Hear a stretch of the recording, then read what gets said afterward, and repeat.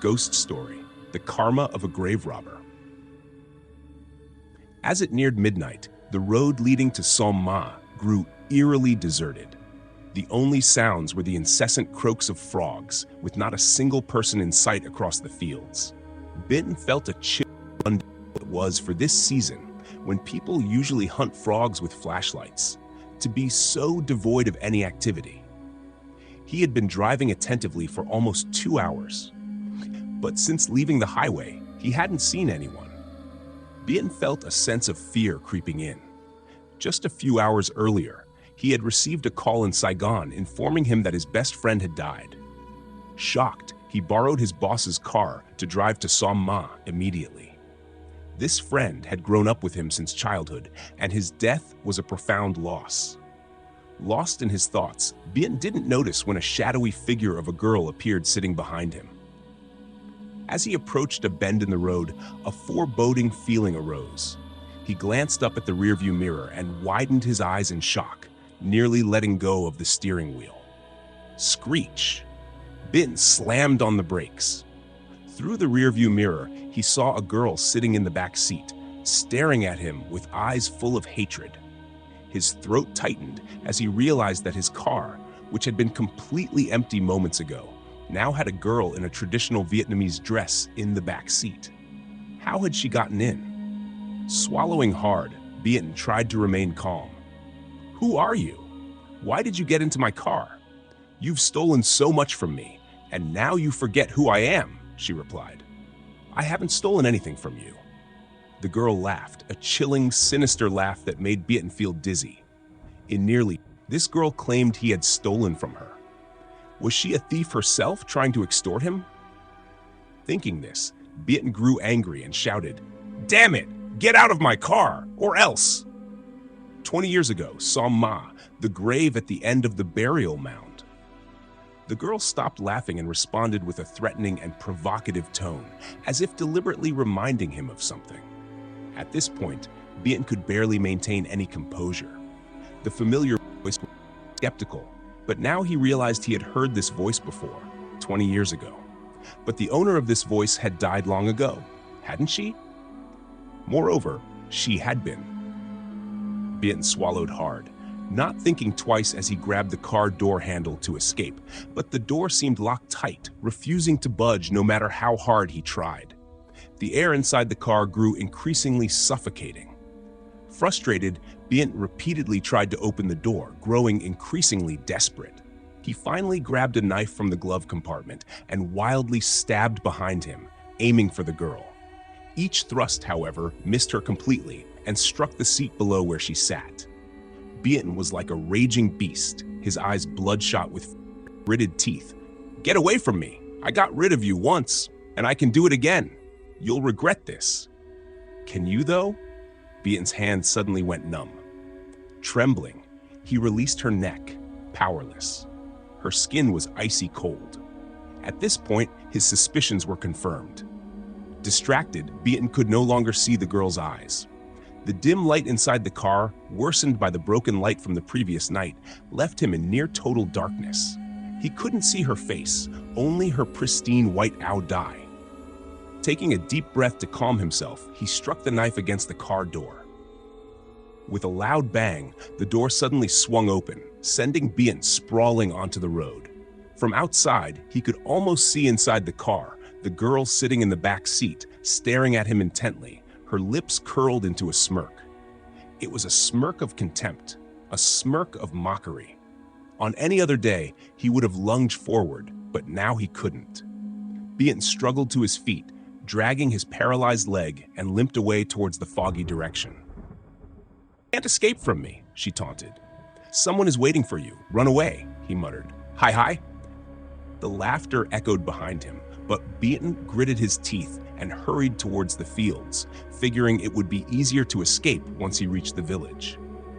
After a while of running, when exhaustion set in, the bright fog suddenly enveloped him, disorienting him in terms of direction. He continued running forward. Behind Binton, a familiar sound emerged, steadily approaching him. It sounded like the rolling of his friend's wheelchair. This thought made him shudder, and he turned to flee, but then a voice froze him in place. "Bien, I've come to take you with me. Come here, quickly." It was Tuan, unmarried, dead tonight. Bien was stunned. In the eerie mist, two figures emerged, their eyes glowing red. They had come for revenge. Bien felt like he was planted by the heavens. He truly didn't want to die in such agony. He truly regretted. He begged for forgiveness. Bien dropped to his knees, repeatedly hitting his head on the ground in supplication. He had never felt so cowardly. If he could turn back time, he would never have done what he did to deserve this retribution. Bien's forehead was covered in blood, and he felt as though he was being torn apart. He pleaded, gasping for air. "Forgive me, please." "It's too late." He collapsed face down on the ground, smelling the familiar scent of earth. It was the scent he had encountered over 20 years ago whenever he went grave robbing. Was he about to? The figures in the mist drew closer, suffocating Bien. He struggled to breathe, his vision fading.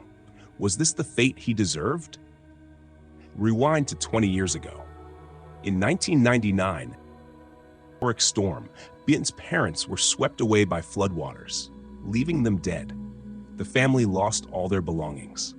Because Bien's mother loved her husband dearly, she took the last valuable possessions, his ashes, back to Dalat, their ancestral hometown. At the time, Bien was only 17 and known for his extravagant lifestyle. He would squander whatever money his parents managed to earn on drugs. Upon arriving in Dalat, they buried Bien's father's ashes and built a small house. Bien's mother, Bahua, sold vegetables from a cart, while Bien would occasionally attend school, but mostly spent his time with drug-using friends. Unaware of her son's addiction, Bahua always gave Bien money for school expenses. One day, Bien was arrested for theft, revealing his drug addiction, forgiveness, and apologized to the victims before tying him to a post and beating him mercilessly, her anger evident in the creases on her forehead. "Do you have any respect for me, Bien? I work hard to earn a living for you, and you waste it on drugs?" she demanded. "Ha!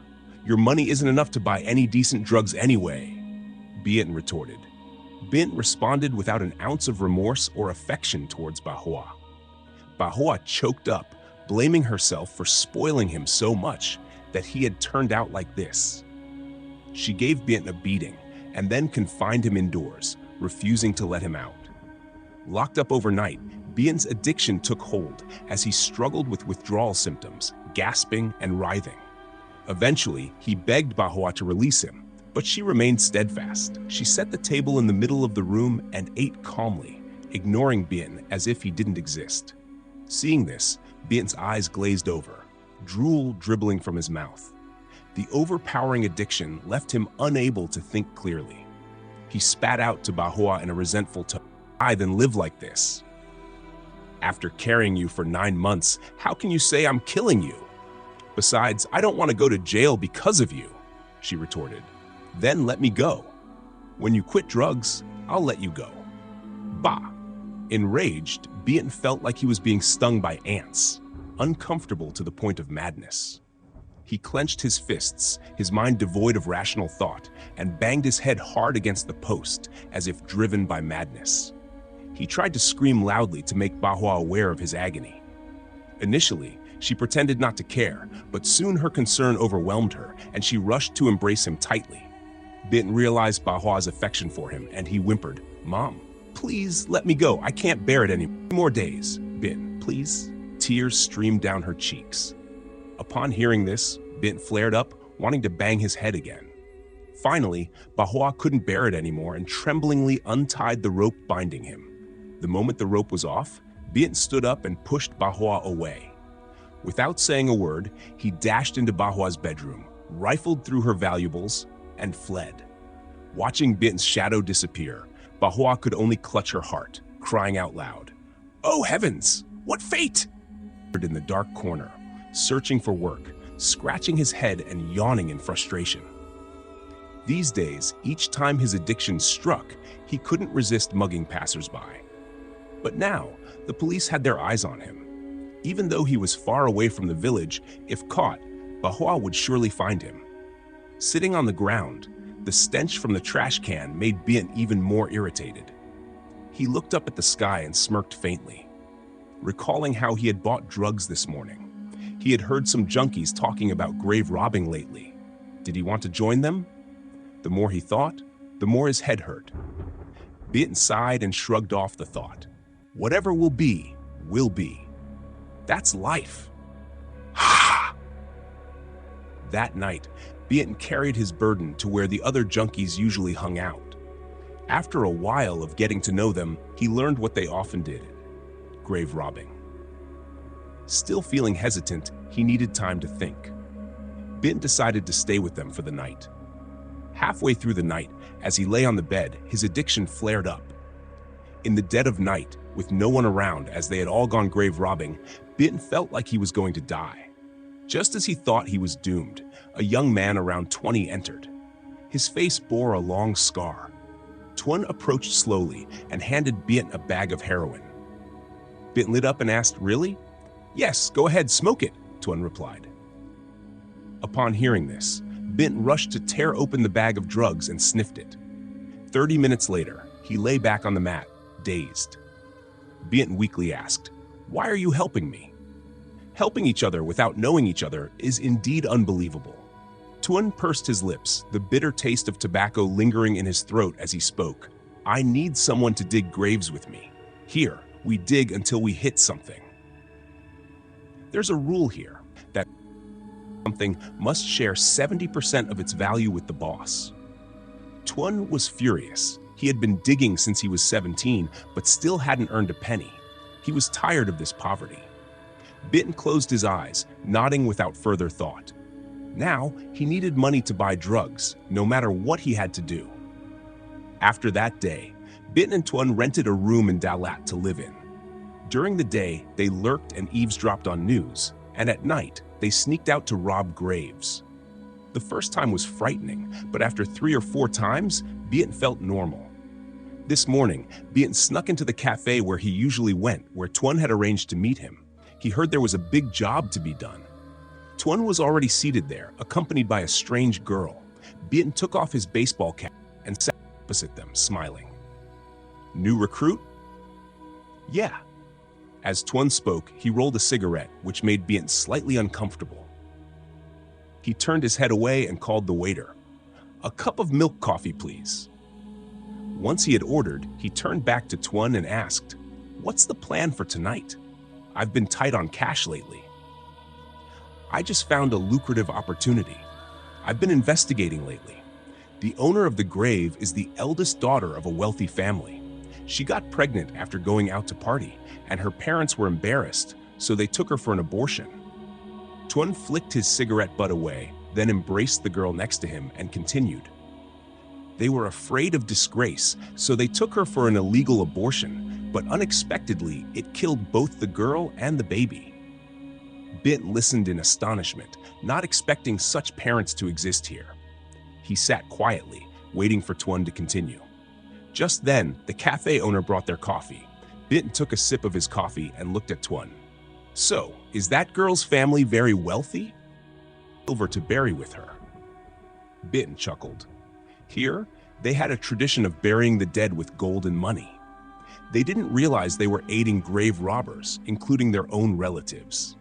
Bint opened his bag of drugs, knowing tonight would be a long night. He should return to rest and gather his strength. After discussing with Tuan, Bint went back to their rented room to sleep. In the evening, Bint brought his tools and his Super Dream motorcycle to the pre-arranged spot.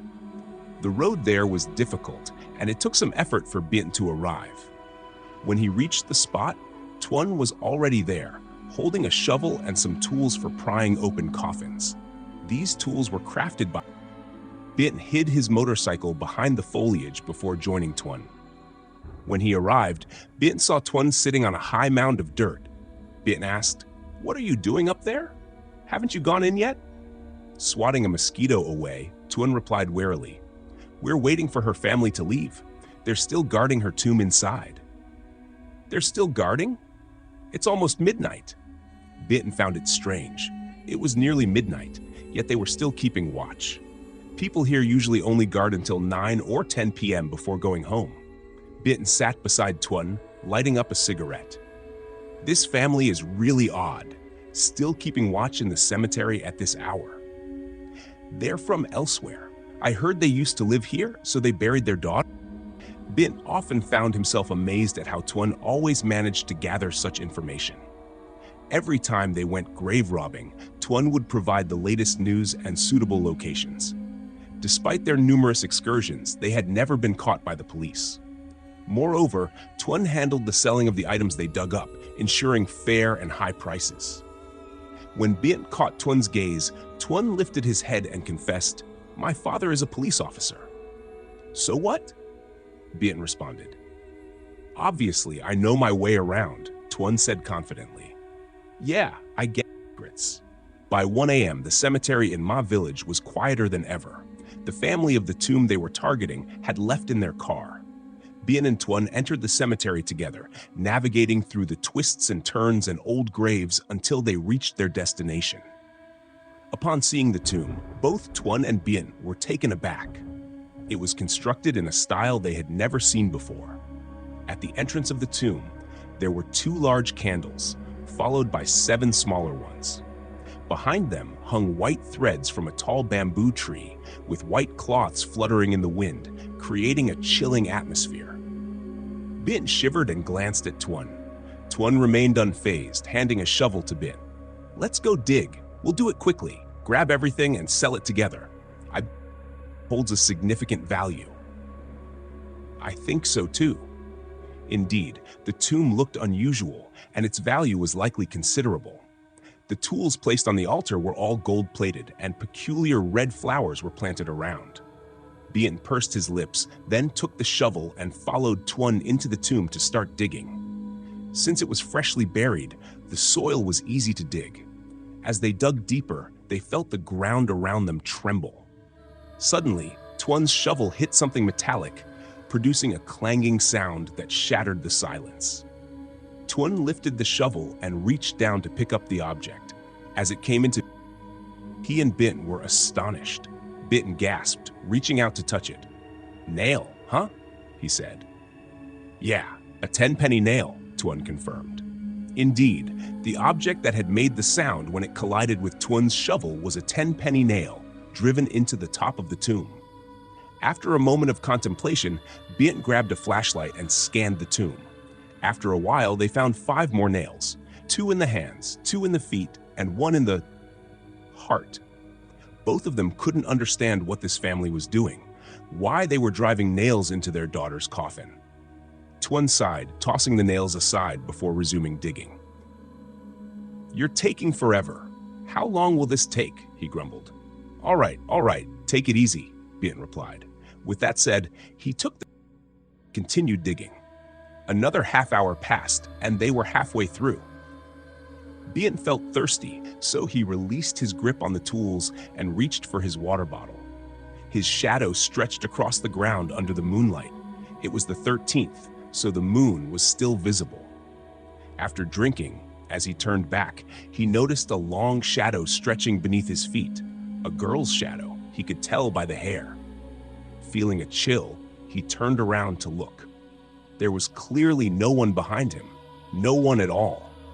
The trees behind him swayed in the wind, casting eerie shadows on the ground. Could he have been mistaken? Bint wondered silently. Pushing aside the thought, he returned to where he had left Tuan, impressed by his companion. Covered anything, but now they were close to finishing. Handing Tuan the water bottle, Bint took the shovel and resumed digging.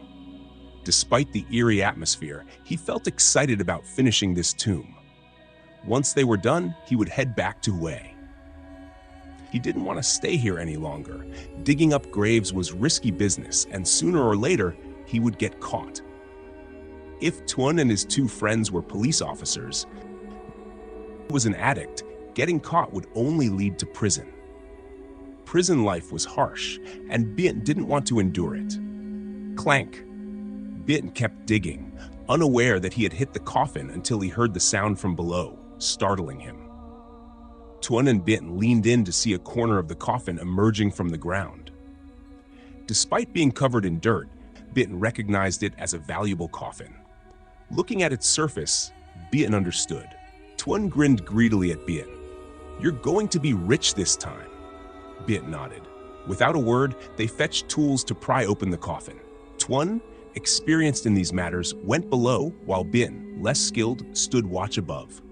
As Tuan jumped down, Bitten felt a shiver down his spine. Suddenly, Bitten remembered earlier.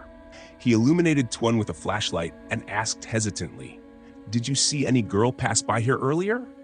"Are you crazy? This is a cemetery. If there was a girl here, she'd be a ghost," Tuan joked. In no time, they pried the coffin open, revealing a stash of money and gold next to the body. While Tuan grabbed the valuables, Bitten's eyes were fixed on the corpse. Tuan explained that it was the body of a girl who died tragically after an abortion. But why did her family cover her face with a cloth? Bitten was puzzled, staring intently at the body. Before he knew it, Bitten had jumped down beside Tuan, reaching out to remove the cloth covering the girl's face. He didn't know why he did it. But then, "Are you crazy, Bitten? Get your hands off her," Tuan snapped. "What?" Bitten jerked back, startled. He didn't know when Tuan had grabbed his hand, his eyes widening. Bitten recoiled, pulling his hand back, then slowly spoke. "Bitten, I've told you before, we only take the goods, not the bodies. But enough. Cover it up and let's go." Okay.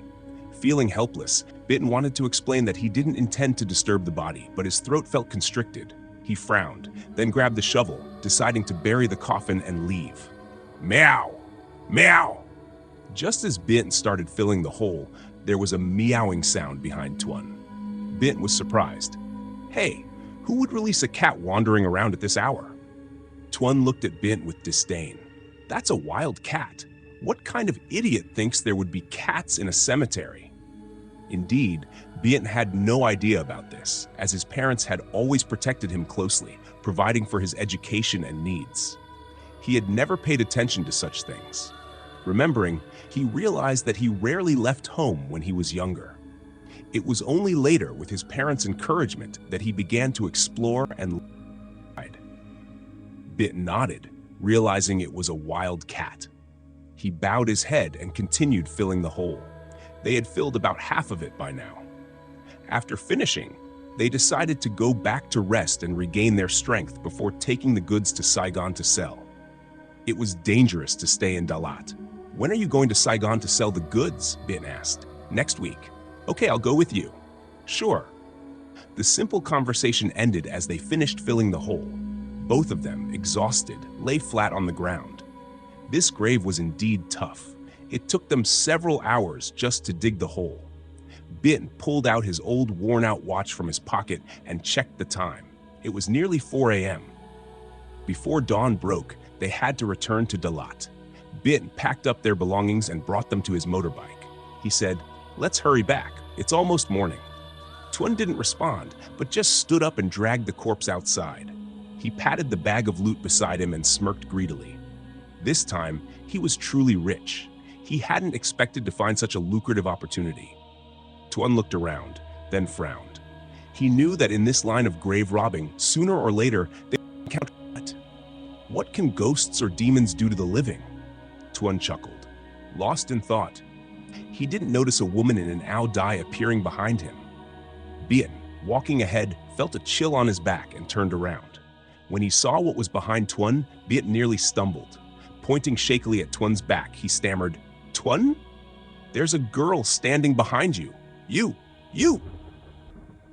What's behind me?" Tuan's face also turned pale, feeling as if someone was watching him. Slowly, like a robot, Tuan turned around. When he saw what was behind him, his heart almost stopped. It was a girl, her face obscured in shadow. She wore a white ao dai, with a long streak of blood running down her stomach. She stood there. Even though she was only a meter away, Bitten quickly grabbed Tuan's hand and pulled him away. He felt like he had seen this girl somewhere before. Bitten and Tuan ran as fast as they could. When they reached a gravel road, Tuan stopped abruptly and called out to Bitten. Bitten, it seems like she's on my back," Tuan muttered. What are you talking about? Bian jolted, turning abruptly. Indeed, the girl seemed to be clinging to Tuan's back, her arms wrapped tightly around his neck. Bian trembled, wanting to run, but then realized he had no strength left to flee. The girl clinging to Tuan's back was faceless, except for the white ao dai she wore. Tuan groaned in pain, blood slowly oozing from his neck where the girl's grip tightened. She reached for the bag, continuously shouting, "Give me back my belongings, give them back to me. Now, Tuan, throw away the bag, your life is more important." "No, Bian, just run. I'll handle this." "Are you crazy?" Bian cursed. "Risking your life for money?" As Bian hesitated, in the distance, a rooster crowed, and the girl on Tuan's back vanished. Both of them were drenched in sweat, reeking. Bian helped Tuan onto the motorbike and started the engine, racing back to the city. Throughout the journey, Bian remained silent. As they reached the highway, Bian glanced back with a hint of confusion. What was that? That's what you get for wandering around at night. You'll encounter ghosts eventually, Tuan chuckled, lighting a cigarette. Bian looked at the pitch-black sky, worrying about why he felt like this wasn't over yet. 1 week later, the city police are concentrating on finding clues about the grave robbers in Ma Hamlet. It's known that the tomb belongs to a young lady from the Tong family, a Chinese immigrant family to this area. The local authorities have also begun investigating this case. It's reported that Mr. Tong has agreed to stay in Dalat until the culprit is found. The radio announcer's steady voice continued to echo from the radio. Bian sipped his black coffee, its bitter taste making his throat dry. The chilly wind passing by added to his discomfort. Bian glanced at Tuan in front of him, slowly asking, "Are you going to Saigon tomorrow?" "Yeah." Tuan exhaled a cloud of cigarette smoke, seeing Bian more uncomfortable. "Quit smoking. It's bad for your lungs." "Can you quit drugs then?" Tuan retorted. Bian chuckled wryly, shaking his head. Only Tuan could say something like that. Bian pulled out a 10,000 bill from his pocket and placed it on the table. "Come to the hostel tomorrow and we'll head to Saigon together." "Got it." Tuan took the money to pay for the coffee, his eyes darkening as he watched Bian's back. What a fool. Humph. Tuan knew the secret of the tomb, of course, but the amount of wealth inside the coffin tempted him even more. He knew the consequences of tampering with that tomb, but with a dumb fool like Bian, once they sold everything and ran away, the ghost would come for Bian, would be his scapegoat. Moreover, the mysterious rumor that the person buried in the tomb was originally a demon, though he still thought it was nonsense. That night, being embraced by that entity, he truly felt cold. Bian returned to his hostel room, sinking onto the bed with a tangled mess of thoughts swirling in his head. Outside, the rain began to patter, adding to his gloomy mood. Lately, he had noticed a clear change in Tuan. His eyes held a sinister glint that puzzled Bian. Tuan was the one who dragged him out from the brink of death, so how could he ignore him? Thinking of this, Bian suddenly remembered his mother, Mrs. Hoa. It had been over a month since he ran away, and he wondered how she was doing. Bian collapsed onto his pillow, closing his eyes. He had spent the entire night tossing and turning, simply because he was craving for a fix and had run out of drugs until dawn came, providing him with some to buy. The overwhelming urge to sleep quickly enveloped him. He struggled to open his eyes, shut the windows and the front door, and then shuffled back to bed. Without bothering to change his clothes, he climbed back under the covers.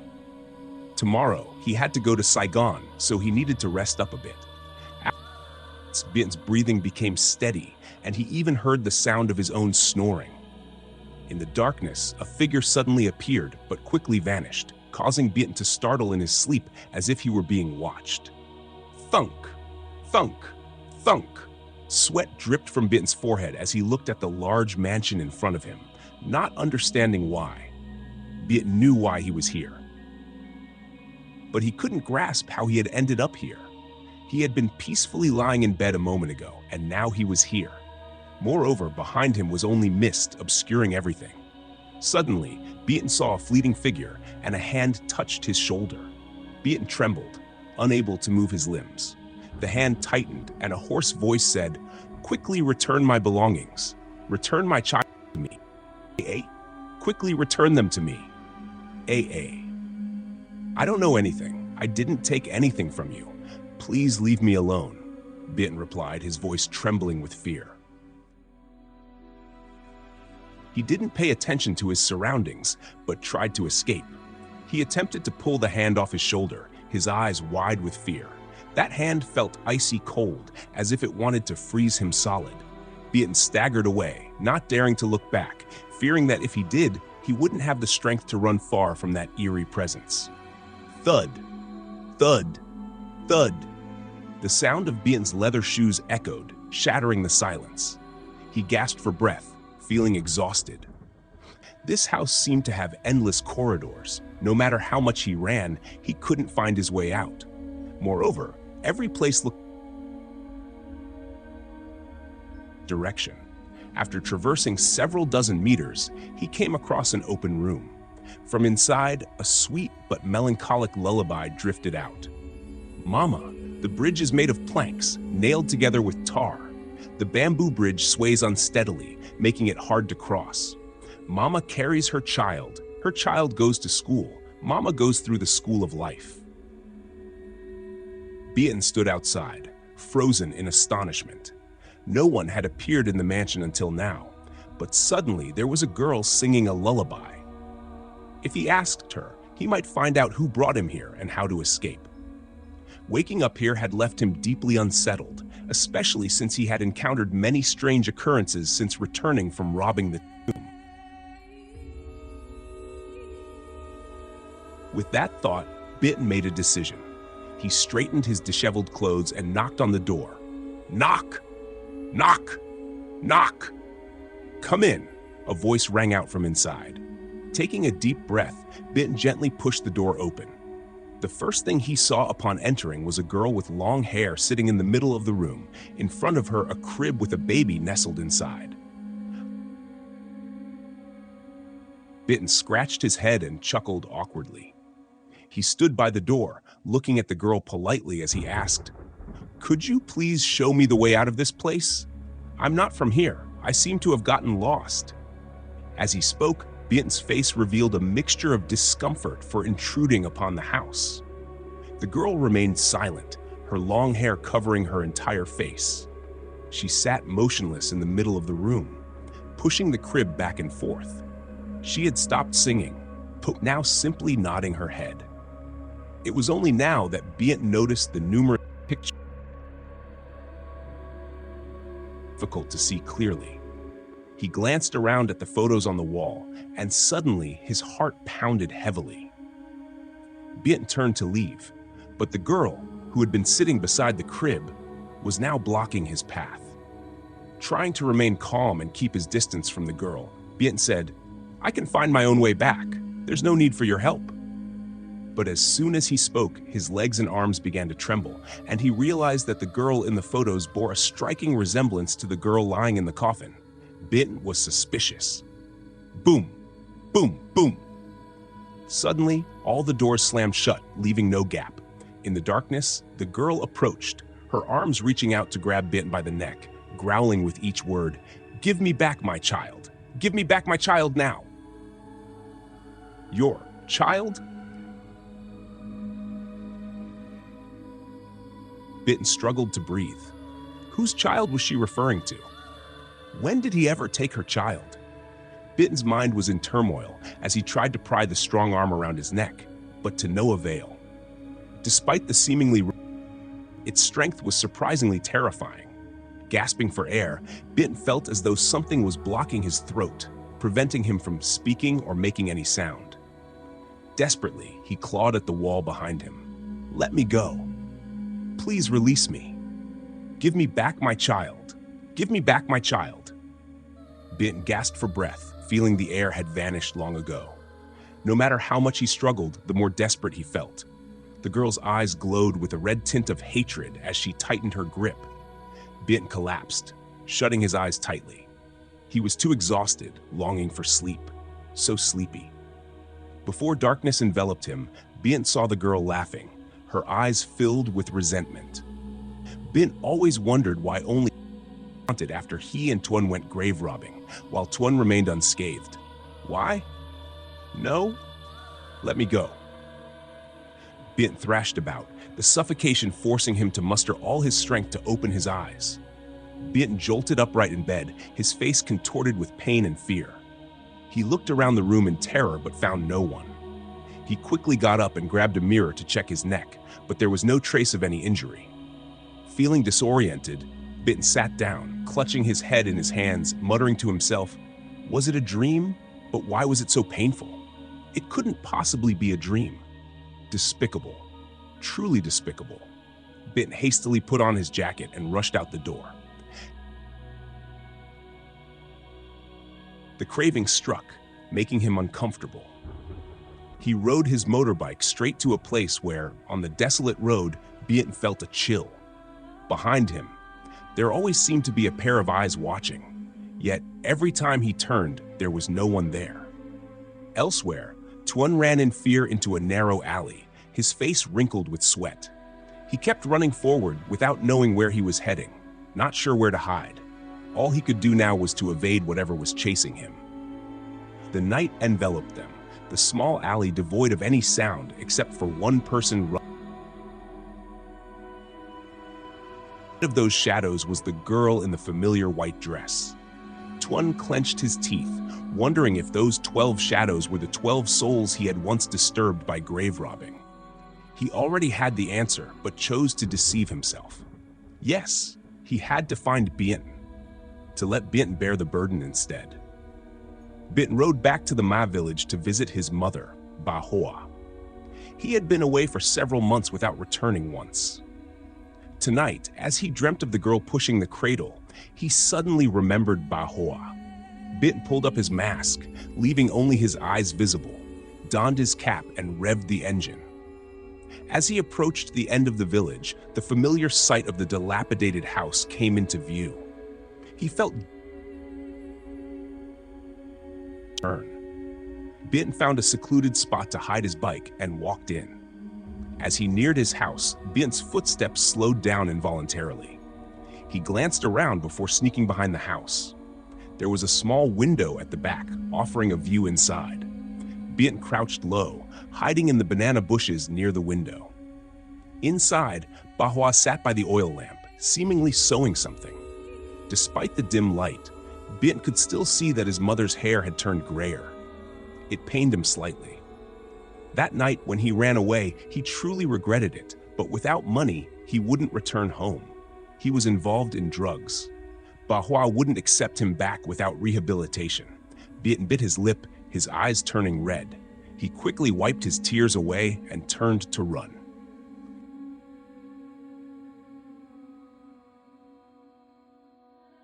Mrs. Hoa heard the rustling outside the banana bushes and quickly turned to the window. Lately, there had been quite a few thieves in the village, and she couldn't afford any trouble. Gripping the brown fabric tightly, she cried out in anguish, tears streaming down her face. "Bint, where are you, Bint? Come back to me quickly, my child." Bint rushed out to get his bike, his mother's image still lingering in his mind. He was determined to become wealthy and return to take care of her. The next day, Bint and Tuan drove straight to the city from 2 a.m. It took nearly 7 hours to travel from Dalat to Saigon. With the police searching for the culprit, if Bint and Tuan were late, they would attract suspicion. Tuan seemed strangely different today, which made Bint suspicious. Despite Tuan trying to appear calm, there was still something unsettling in his eyes. To pick up Tuan, Tuan seemed a bit anxious and kept glancing back while driving, turning every 10 minutes. As Bint sat in the back of the car contemplating, he suddenly tapped Tuan on the shoulder. "What's wrong, Tuan? You've been acting strange lately. Have you seen something?" "No, nothing," Tuan replied hesitantly. Tuan's face betrayed his unease. He shouldn't let Bint notice or suspect anything. Last night, he couldn't sleep at all. Every time he closed his eyes, he saw the shadows of the 12 people chasing him, always trailing behind him. The feeling was suffocating. Now he was beginning to realize the consequences of his actions, the consequences of grave robbing. But why did some people go unpunished for a lifetime while he was lost in thought, unaware of Bieten's gaze behind him? Bieten knew Tuan was hiding something, but he wouldn't ask.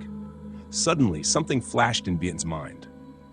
Could Tuan also have seen the girl in the white dress? Bieten frowned. Have you seen the girl in the white dress following us these past few days? Tuan startled. Could Bieten also see her? Stammering, Tuan quickly denied. No, I haven't seen anyone following us. Are you okay, Bieten? Been drinking too much lately? Never mind then. I'm just worried about you, Bieten chuckled. Tuan breathed a sigh of relief. This time, he was determined. Otherwise, he would let Bieten bear the burden for him. After all, Bieten had also been involved in grave robbing. Tuan smirked wickedly. The road from Dalat to Saigon passed through a mountain pass known as Dao Baoluk, or more mysteriously, Koba Island. As they approached the pass, Tuan slowed down.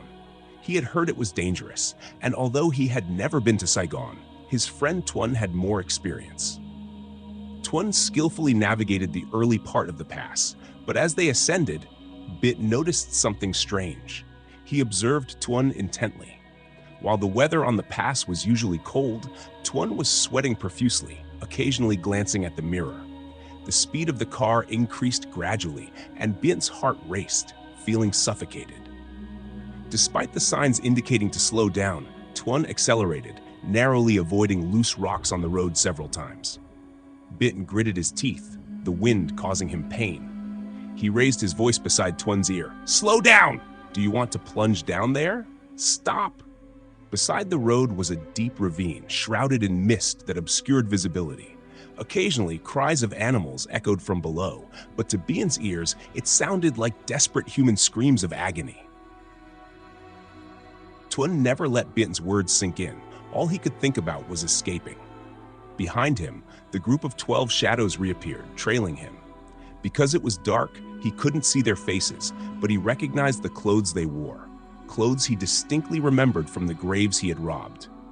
Could they be haunting him? Thinking so, Tuan sped up. Bieten panicked, his face drained of color. He shook Tuan's shoulder. Are you crazy? Stop now. You want to die while I want to live. Shut up, you idiot! Tuan snapped back, turning to curse at Bieten. Bieten was startled. Tuan's eyes had a terrifying gleam, as if speaking another word would mean death. Suddenly, Bieten's eyes widened in horror. He screamed, Stop! Stop ahead! In front of them, a landslide loomed, but Tuan was too preoccupied with the mirror to notice. By the time he realized the cliff was too close, Tuan slammed on the brakes. Screech!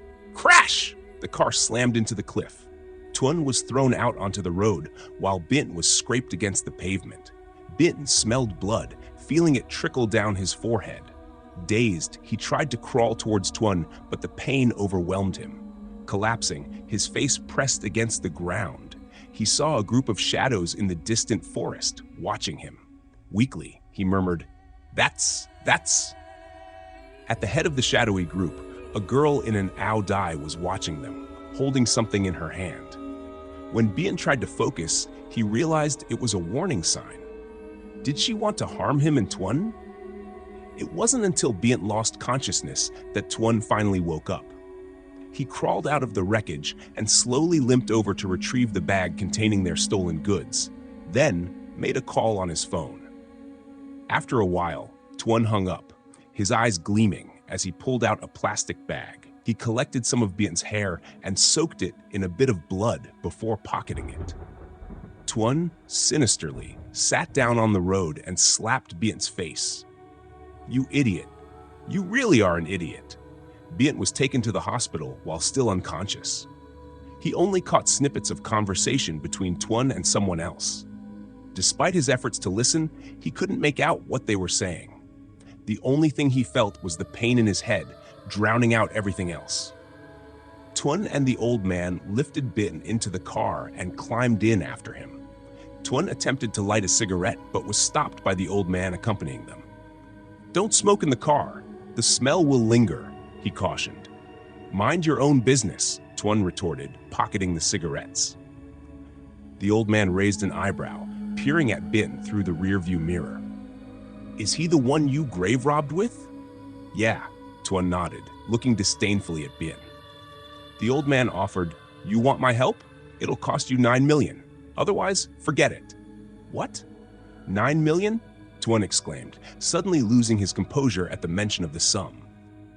Lao Hua was known for conducting rituals, offering solutions to life's problems, and aiding those involved in fraudulent activities to live peacefully. Bitten had heard of him through someone in the profession who recommended him. He had visited a few times and had accompanied some older brothers to see how he worked. Initially skeptical, he now felt compelled to seek some peace of mind and had decided to spend some money seeking help from Lao Hua. Tuan sprang to his feet, lunged forward, and grabbed Lao Hua's collar, threatening, "If you fail, old man, I'll make sure you regret it." "If you don't believe in me, why come to me?" Lao Hua replied calmly. "Does the old man fear death?" Lao Hua explained that his trade had already veered from the righteous path and defied the laws of nature. He knew the dangers, but as long as he was alive, he would continue to amass wealth for his indulgence. He would face them. In death, one couldn't discern much, considering that souls faced punishment. After a brief struggle, Tuan relaxed. Collapsing backward, he closed his eyes, exhausted. "Tonight, a strange group of dark shadows followed me. I stumbled because of them," he confessed. "Dark shadows?" Lao Hua echoed. "Yeah, a group of them. They were getting closer to me." "How many shadows?" 12. Lao Hua pondered deeply. Normally, one would associate such phenomena with a single ghost or demon, but Tuan spoke of 12 shadows. He continued, "How many graves have you robbed?" "About 12, Tuan admitted weakly. As the mist thickened around them at nearly 5 a.m., the car raced beneath the hills. Drained, eyes bloodshot, sweat pouring down his face, grabbed Lao Hua's shirt and growled each word. "They are coming from behind." Lao Hua jolted back, turning around.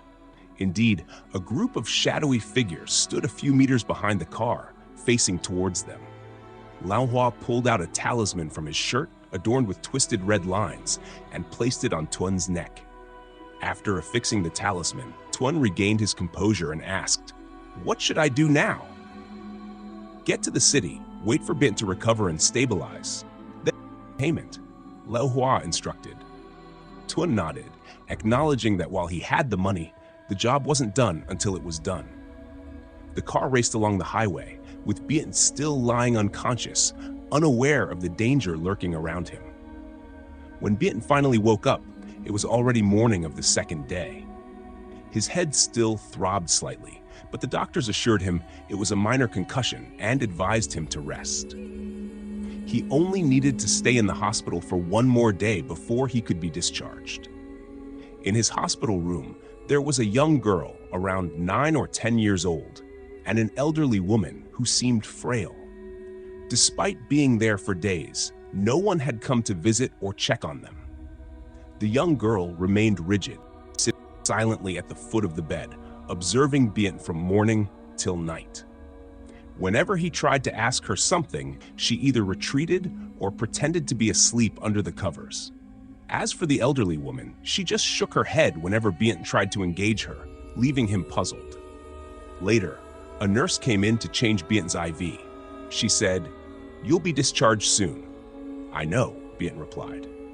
Today, Tuan didn't show up to visit, and his bag had mysteriously disappeared. Bitten suspected that Tuan might have taken the stolen goods to sell and vanished. Even Bitten's old phone was missing after the fall. Once the nurse left, Bitten got out of bed to prepare for his discharge. Being on the second floor meant the billing process was quick, but he had to pass by the corridor, rarely frequented despite the numerous patients in the ward. Bitten's mind wandered as he completed the discharge procedures.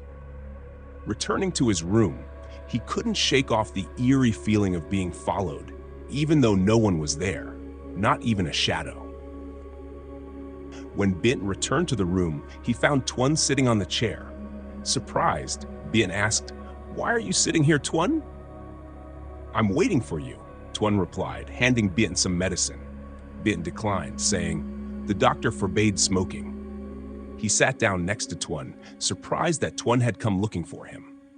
In a way, Tuan had a good heart. He left some medicine behind in case of emergencies, often retreating to the restroom whenever danger loomed. Tuan spoke slowly. "Once you're discharged, come to my place. It's more convenient. Then we can sell the goods together." "Oh, take a look at this for me." Bint handed him something from his pocket, unable to discern its nature. "I've been staring at it for ages and still can't figure it out." Tuan took out a doll from the bag, crafted in an ancient style, wearing an unusual outfit that Bint had never seen before. Strangely, the doll's face resembled a crying baby. Bint took the perplexing doll, looking at Tuan as if to ask, "What am I supposed to do with this?" He couldn't understand. Tuan patted, saying, "This was dug up from her grave. Looks valuable, so I brought it here." "Ah!" Bint seemed to understand, taking the doll and examining it before returning to the hospital room. It was almost noon, and if he wasn't present for the nurse's next check, there would be trouble. Bint turned to Tuan. "Come find me on Wednesday." "Sure," Tuan agreed lazily. Watching Bint's shadow, Tuan chuckled. Bint walked straight back to the hospital room. When the door opened, there was only the little girl inside. The old lady was nowhere to be seen. Rumor had it she was in the final stages of cancer and might have been moved to another room. As for the little girl, upon hearing noises outside, she wrapped herself tightly in the blanket as if she were very afraid of him. Bint found it strange. He hadn't interacted with the girl at all, yet she seemed scared. Every time he looked into her eyes, he felt something mysterious and eerie. Bint placed the doll at the head of the bed and climbed in, lying down. Throughout the process, the girl didn't make a sound or even look at him, but being ignored like that made Bint feel a bit uncomfortable. He turned towards her bed, smiling wryly. "Why are you so afraid of me, little sister? I haven't done anything to you." The girl didn't respond. The bed shook slightly, and she peeked out from under the covers, looking at him with fear. Seeing her tremble, Bint turned away without saying anything more, silently lying there. The doll on top of it still stood, but Bint couldn't figure out what kind of doll it was despite staring at it for a long time. If it was valuable, he should keep it, but if not, he might as well dispose of it. After all, it belonged to the deceased. Why? Why do you always have a group of people following you? The girl's soft voice startled Bint, making him turn back to her. Did she just say there was a group of people following him? Suddenly, Bint remembered the scene from the night of the accident, with a group of people in white standing in the distance, watching him. Just remembering that scene sent shivers down Bint's spine. He tilted his head to look at the girl, trying to remain calm before pretending not to understand as he asked, "What do you mean by that?" "When you were admitted to the hospital, I saw a group of people standing in the hallway outside." The little girl hesitated. "A few nights. Every midnight when I wake up, I see them standing outside the door. They appear around 9 or 10 o'clock in the evening." Every word from the girl felt like a dagger piercing Bint's heart. His face seemed drained of all color, his eyes filled with endless fear. Bint quickly jumped off the bed and moved closer to the girl's ear, whispering softly, "They are far from you. Don't speak or make any noise when they stand outside the door." "They will take me away," the girl nodded, looking at Bint with innocence. Bint always wondered how she could see those people while he couldn't see anything. Bint gently stroked the girl's head. "What do they look like?" The girl pondered for a moment before slowly speaking. "I couldn't see their faces. The only thing I saw was a beautiful lady." She wore a white ao dai. Bian's eyes widened, his heart pounding, hands trembling as he tried to calm himself. A beautiful lady in a white ao dai, just like the one the girl described. Could it be the girl who had followed him to the grave? Bian glanced around, feeling a chill run down his spine. Could she be standing somewhere, watching him? After reassuring the girl, Bian returned to his bed. Although it was already past nap time, he couldn't help but ponder. Why? Why was he in this situation? The stolen food wasn't worth this. Bian raised his hand to look at it. The rough, calloused skin said ones he had stolen from the grave? Bian worried. If he was really being avenged, could he survive this ordeal? Close to 10 o'clock at night, the hospital corridor became emptier than ever. Occasionally, murmurs could be heard from the security guard's room next to the corridor. Bian woke up feeling hungry. He looked at the clock hanging on the wall and then dragged himself out of bed. At this hour, the shops outside were still open, and if he hurried, he could buy something to eat. Change before stepping outside. As soon as he stepped out, he felt a gust of wind hit his face. Bian paused, looking around the corridor before venturing outside. As Bian stepped out of the room, the eyes of the doll on the bedside blinked once and then stopped. The little girl, lying there, felt as if someone was watching her. She looked up at the doll for a while before closing her eyes and falling back asleep. Why did it feel like someone was watching her? Because the shops near the hospital were nearby. Bian quickly reached his destination, bought some pastries, and returned to the hospital. Throughout the journey, Bian remained vigilant, feeling like someone was following him, sometimes close, sometimes far away. Feeling scared. Both the old lady and the little girl were already fast asleep. Afraid of waking them up, Bian sneaked into the restroom to eat.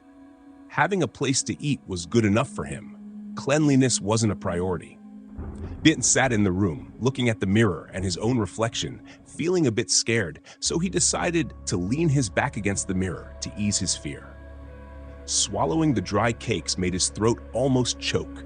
Bian leaned against the mirror, suddenly feeling sleepy. A yawn overwhelmed him, making it hard to breathe.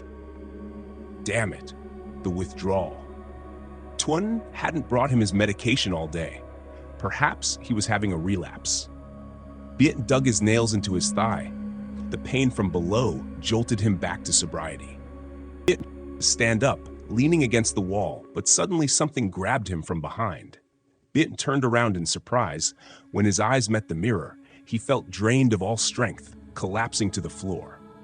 Unconsciously, his hands clawed at his face. He smelled blood, the smell of blood emanating from his own face. In front of him was a blurry mirror, in which there was no reflection of himself, but a group of people in white coats appearing and disappearing. Seeing this image, Bian felt confused. He kept backing away slowly. Suddenly from behind, two hands rushed to cover his mouth. Bian struggled, his legs kicking wildly, but he couldn't free himself from those arms. Bian panicked. He didn't want to die here. He wasn't ready to be killed. Thinking this, Bian shouted, hoping someone outside would hear and come to his rescue. He yelled with all his might, "Help! Help me!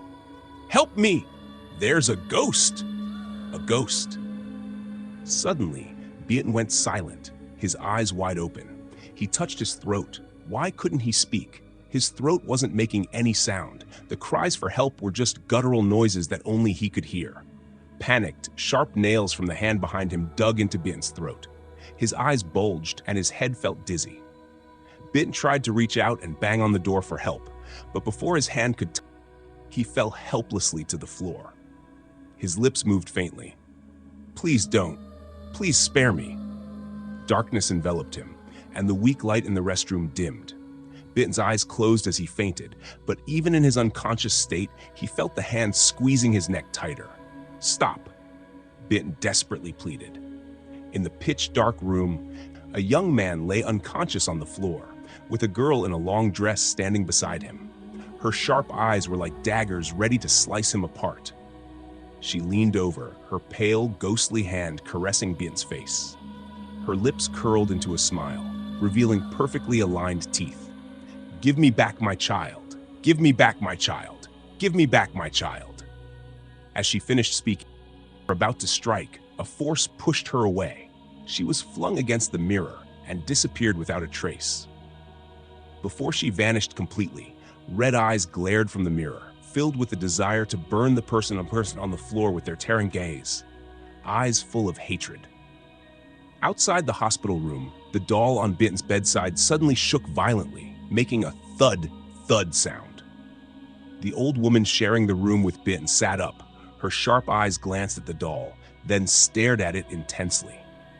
Without hesitation, she climbed out of bed and approached the doll.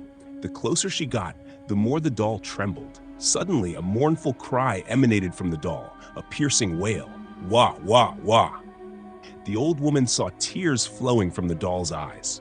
She smiled kindly and gently touched its eyelids, her voice raspy with age. Truly, a poor child.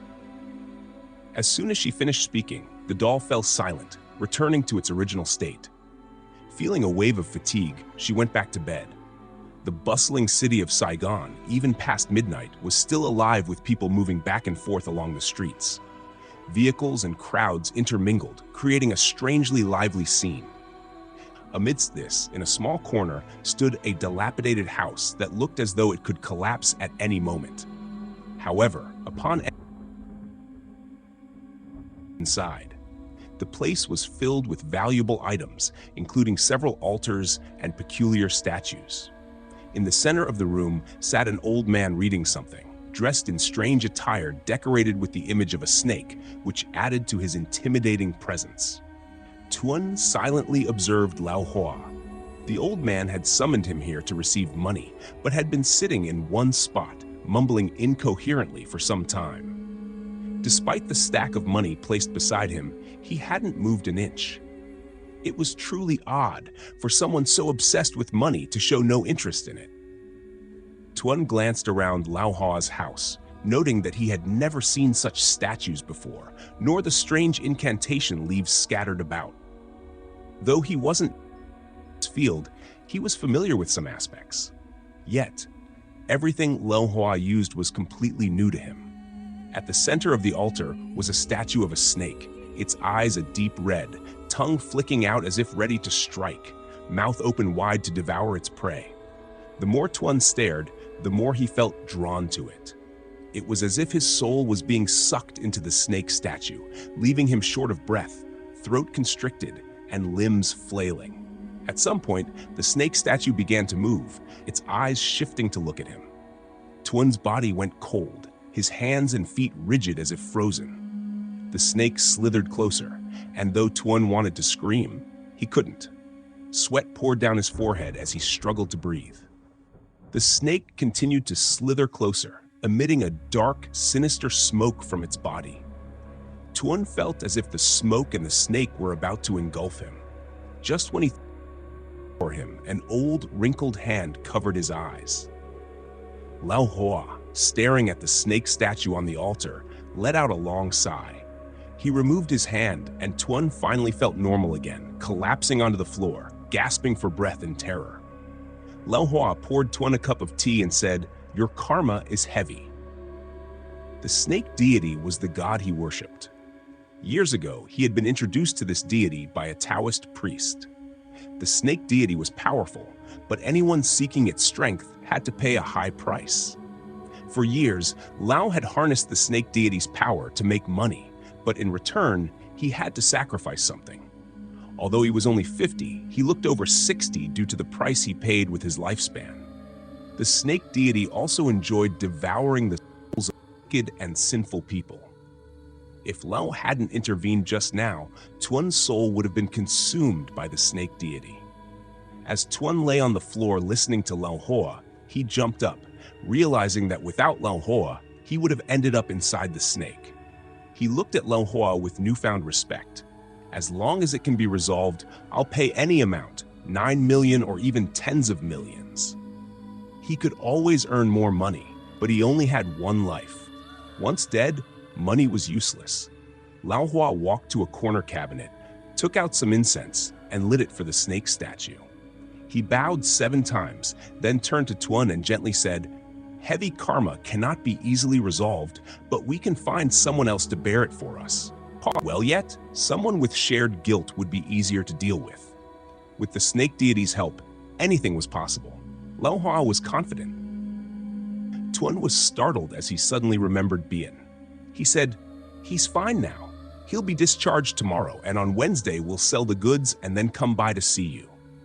"All right, I'll prepare everything, and we'll proceed as soon as you arrive." Lao Hua nodded thoughtfully. Bien woke up around 4 a.m. He glanced around, frightened, and curled up, holding his head. Suddenly, he noticed a long streak of blood on the mirror and a few crooked words written above it. Although he wasn't the best at reading, he could still make out the message. Bien stood up quickly and, slowly spelling out each word, read, "Return the doll to me. Return the doll to me?" Bien was confused. What did she mean? He suddenly remembered the doll on his nightstand and ran to his hospital room. Outside the window, the first rays of dawn were already lighting up the room. That and the old woman and the little girl were awake. Ignoring them, Bien went straight to the doll. He wasn't sure, but since the doll had been unearthed from that grave, it was likely the item she was seeking. He took the doll from the nightstand and stuffed it into his bag. He had to return it to her, or he would be in danger. The sharp nails from the previous night, the sensation of them digging into his neck, was something he would never forget. Painful and chilling. By 8 a.m., the discharge procedures were complete, and Bien was allowed to leave the hospital. Although his forehead still hurt, it didn't seem serious anymore. He packed his clothes and sat on the bed, waiting for his roommates to return so he could say goodbye. While waiting, he took out the doll to examine it closely. The doll looked quite ordinary, except for the clothes it wore, which resembled traditional Chinese attire. What did she want from this doll? While Bien was lost in thought, the hospital room door opened. The old woman who shared the room with him slowly entered, using a wooden cane to support her frail body. Seeing him holding the doll, she slowly approached and, with a wrinkled hand, patted its head. "Poor child, only love can help you.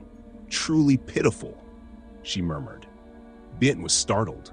Did she know something? He opened his mouth to ask, but before he could, she had already returned to her bed. She placed her cane down and looked at Bien. "Are you being discharged?" she asked. "Yes, I just stayed to say goodbye to you and the girl in the next bed," Bien replied with a forced smile. The questions he had in mind faded away. If she didn't mention it, he wouldn't ask. "Oh, Hua? Message for you." "Thank you very much," Bien said gratefully. The old woman turned away and closed her eyes. Bien quietly watched her for a moment before grabbing his bag and heading out. As he reached the door, the girl named Hoa suddenly ran up to him. She looked at him with bright, innocent eyes and said, "Good luck." Then she gave him a strange smile before going back into the hospital room. Standing outside, Bien realized how peculiar this hospital room seemed, strangely unsettling. Following the address Tuan had given him, Bien arrived at a small lodging area. He held the key and room number and slowly searched for it. Within minutes, he found it, as the room was right next to the entrance path. Bien used the key Tuan had given him to unlock the door and stepped inside. The room was pitch dark, and it took him a moment to find the light switch. Once the lights were on, he saw the mess and clutter. Cigarette butts were scattered across the floor, and clothes hung haphazardly everywhere. From the disarray, Bien could tell this was definitely Tuan's place.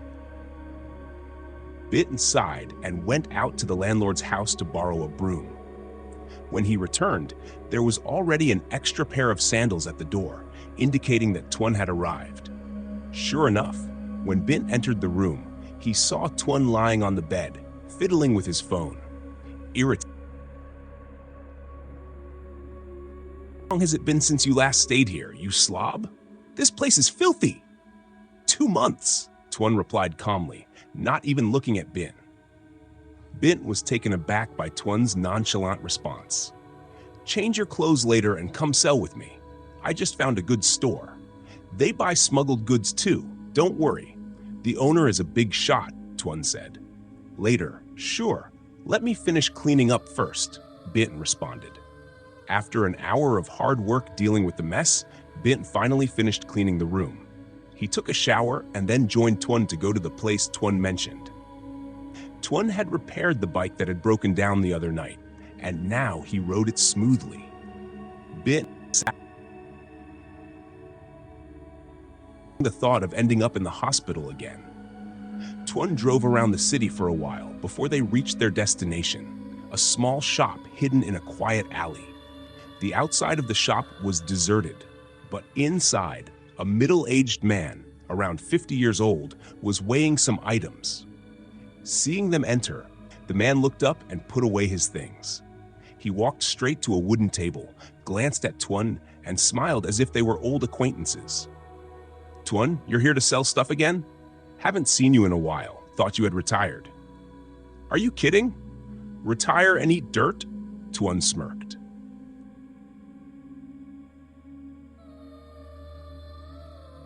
Seeing the familiarity between Tuan and the shop owner, Bint felt something.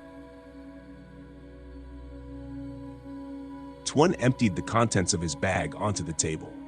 The owner, accustomed to such transactions, inspected the items.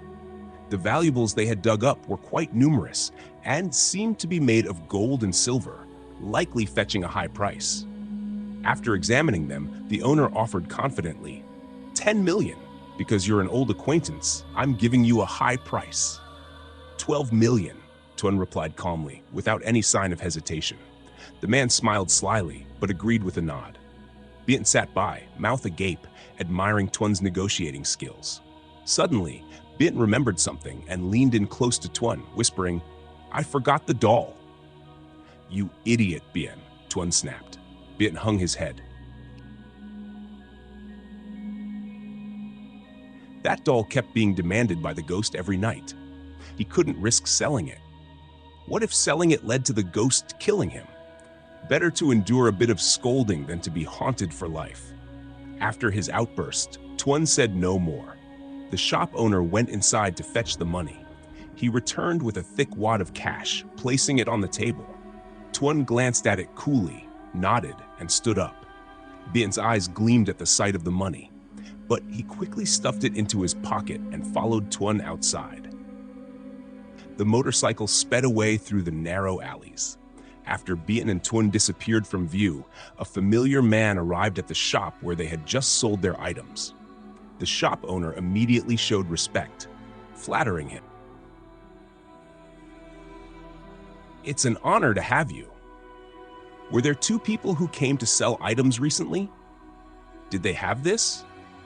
The man produced a drawing of a peculiar doll and showed it to the owner.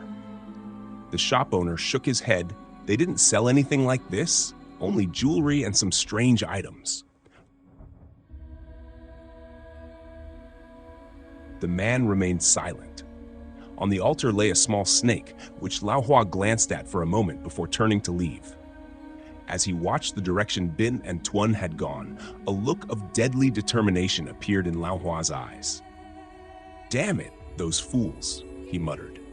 His meticulously planned scheme had encountered a significant obstacle. He knew he had to use all his resources to obtain that doll. 6 months earlier, a young woman had come to him seeking help. She wanted to trap a child's soul in a doll and control it. To achieve this, Lao Hua had scoured ancient texts for information. However, months passed. Through his connections and the respect he commanded, he learned she had gone to China to study witchcraft to imprison the soul. She had divorced her husband, and her newborn, who was only 3 months old, had fallen gravely ill with no hope of recovery. Somehow, she had learned about soul entrapment and subsequently fled with the child's body to China. Her prominent family had confined her after the divorce, and her child's death had fueled her desire for revenge. Upon successfully entrapping her child's soul, she returned to Vietnam to nurture it. However, for reasons unknown, she committed suicide a few months later. Her family buried her in Dalat. It was Lao Hoa who had spread the rumor about the valuable grave to Tuan. He was also hired grave robbers to introduce him to Tuan. Unexpectedly, they hadn't sold the doll, a crucial oversight. Nevertheless, Lao Hoa was determined to obtain the doll. With it, he would no longer need to rely on the snake god. At Saigon Hospital, in the room where Bit had stayed, little Hoa ran to her grandmother's side, looking up at her with worry. "Great-grandma, what's wrong with Grandpa? He has been blinded by money and ambition." The old woman replied, stroking Hoa's head with a comforting hand. Lao Hoa was her son. Their family had a tradition of hunting ghosts for over a century. Those with their ancestors' blood could see spirits. Lao Hoa had been able to see ghosts from birth. Despite his intelligence, his poor health prevented him from becoming an exorcist. Feeling wronged, he ran away from home. Over 10 years later, he returned and began worshiping the snake god. By then, the old woman was too aged to subdue him. Little Hoa was born with the ability to see ghosts, but her powers were weaker. Her parents were killed by Lao Hoa without a chance to escape. To save her, the old woman had taken her to the hospital to hide. Although she was very old, she could foresee the end of Lao Hoa's life. The young man who had stayed in the bed next to Hoa's the previous night furrowed her brow, her young voice filled with helplessness. "So there's no way to save Grandpa, Great-grandma?" "There is." The old woman gently stroked Hoa's head, smiling kindly. "Once a heart is tainted, only death can cleanse it." Her wrinkled hand caressed the child's thin cheek. "In 3 days, I have something important to do. Be good and wait for me at home, okay?" "Yes, ma'am." "Bien, have you noticed anything strange or unusual happening lately?" "Aye." Bien hesitated, the steam from his hot coffee swirling upward. How should he explain things to Tuan? The bitter taste of the coffee made his throat tighten.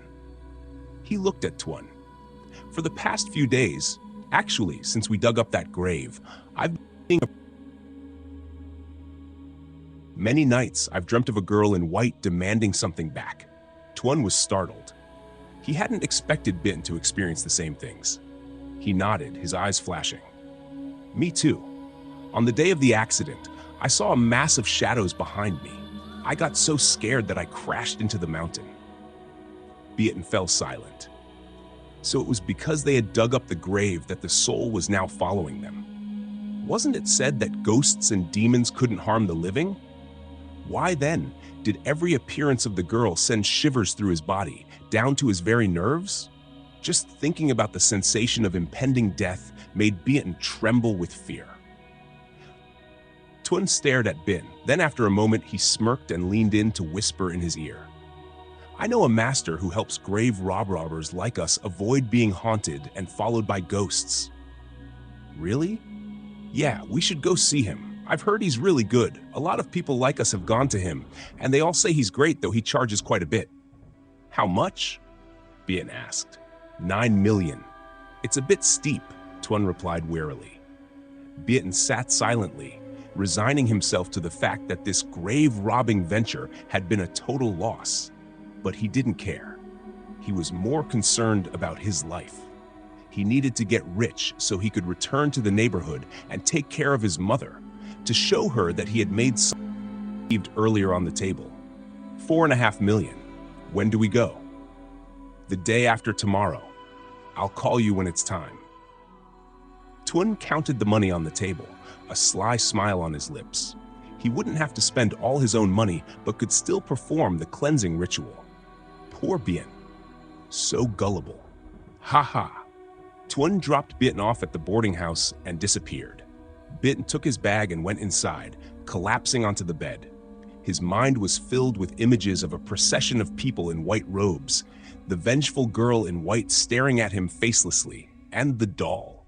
These thoughts continuously plagued him, making his head spin.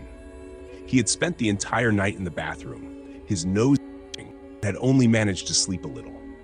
Now, the overwhelming urge to sleep hit him again, making him extremely uncomfortable.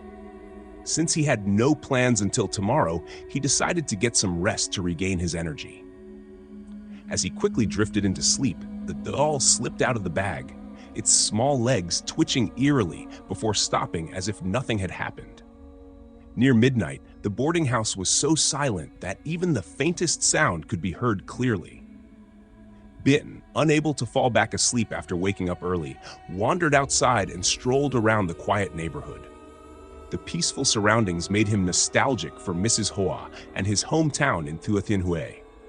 Lost in thought, he forgot about the time. Suddenly, he furrowed his brow as an itching sensation surged in his body.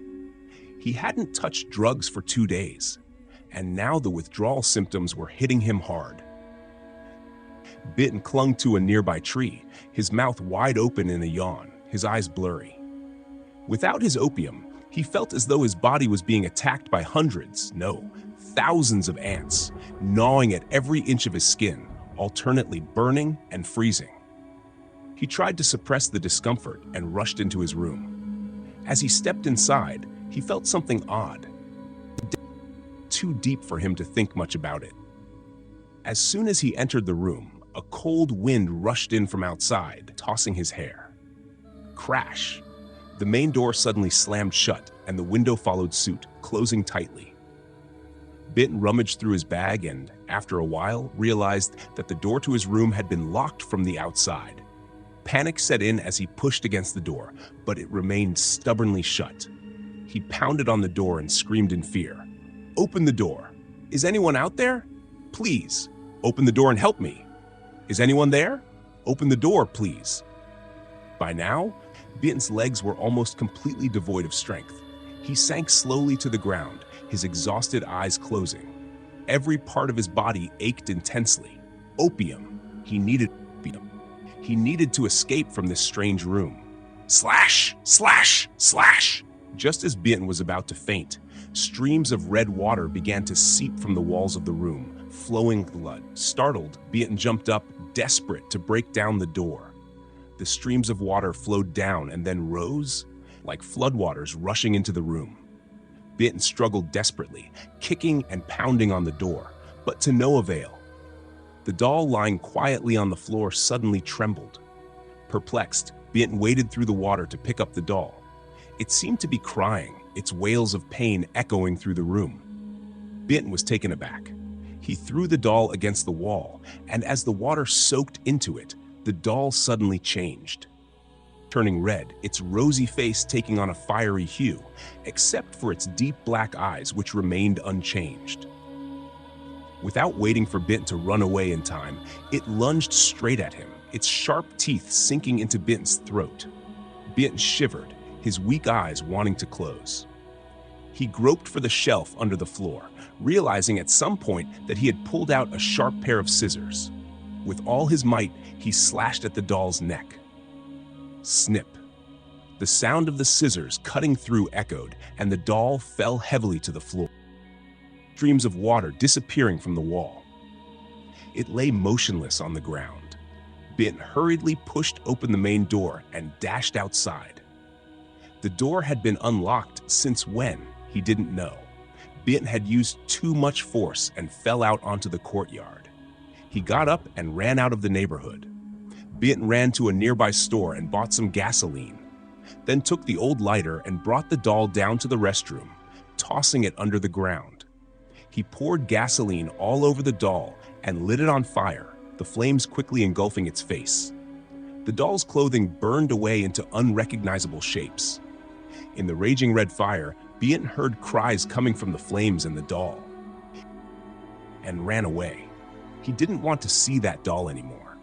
It was a demon, a devil. Bitten wandered the streets all night looking for his fix, spending the night sleeping on a moss-covered stone bench. Early in the morning, Tuan found Bitten sleeping outside. He searched for a while and found Bitten sleeping soundly on the mossy stone bench, with a little white powder under his feet, which he recognized as opium at a glance. Approaching, Tuan teased, "Couldn't sleep in your room, planning some robbery?" "It's too stuffy inside," Bitten grumbled, sitting up and scratching his head. Tuan sat down beside him, patting Bitten's shoulder gently. Today's the day to meet the master, he reminded. Yeah, wait for me to change, Bien replied. And dirt, he and Tuan headed back to their room to clean up. As they descended the stairs to the bathroom, Bien suddenly remembered the events of the previous night. He looked at the floor, and apart from scattered ash, there was nothing left. He shrugged off the doll and began to bathe. The water flowed and washed away all traces on the floor, sweeping away the pile of ashes. After finishing his shower, Bien immediately stepped outside. Tuan, seeing him leave, asked in surprise, "Where did you put the doll I gave you?" Bien pondered for a moment before replying, "I burned it." "Burned it? Why?" Tuan's voice rose, his eyes showing a hint of fear. Last night, Lao Hua had told him that to complete the ritual, he had to bring an object from under the grave to him. He had thought he had sold all his belongings, but then remembered the strange he had given to Bien to keep. In fact, when he was in Dalat, he had taken that doll for inspection, but it had no monetary value. Giving it to Bien to keep had eased his mind. Yet the next morning, the doll was outside, with some red marks on its eyes. He was a bit scared, which was why he entrusted Bien to hide it. He hadn't expected him to burn it. Now, how was he going to explain to Lao Hua? Tuan angrily scolded Bien. "Why did you burn the doll I gave you to keep?" Bien looked at Tuan suspiciously. It was just a worthless doll, so why was Tuan so furious? Bien dried his hair and calmly replied as if nothing had happened. "Yesterday, I saw you selling things, but you didn't take it with you. I thought you didn't need it anymore, so I burned it." Tuan stood up, glanced around the room, then turned to Bien. "So, where did you turn it to ash? I need it for later," to ask the master for help. For the past few days, every night when he returned, he felt that shadowy figures were following him. Last night, he even fell off his bike because he saw their reflection in the car window, sometimes near, sometimes far. Tuan shuddered at the terrifying image, feeling a sense of dread. They were truly eerie. No matter where he went or hid, they seemed to appear. Sometimes he even dreamt of them chasing and killing him. And though just a dream, it felt all too real. He still had scratches on his back from their attacks. Bien put on his shirt, opened the door, and motioned for Tuan to follow him to the drainage ditch. "This is where the bathwater drains. I wonder what that old master wants with this," Bien said. Tuan looked down into the water, but saw nothing. The foul smell from the mud pond made Bien uncomfortable. He patted Tuan's shoulder. "I'll go in first. This place stinks like hell." Before Tuan could reply, Bien turned and walked back into the room.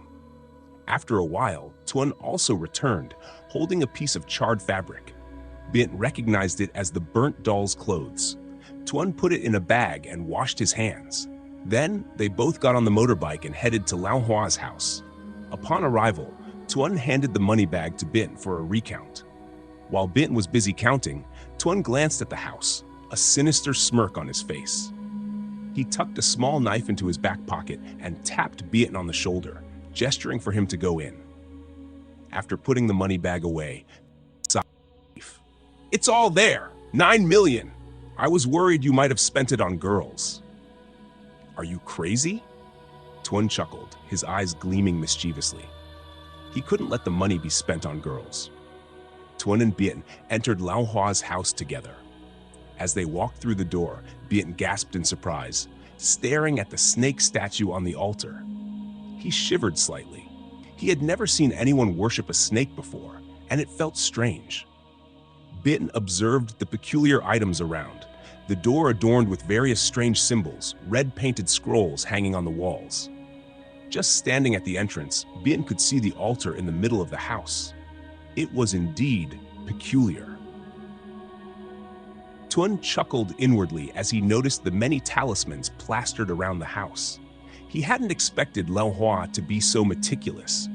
But Tuan smirked, a chilling smile.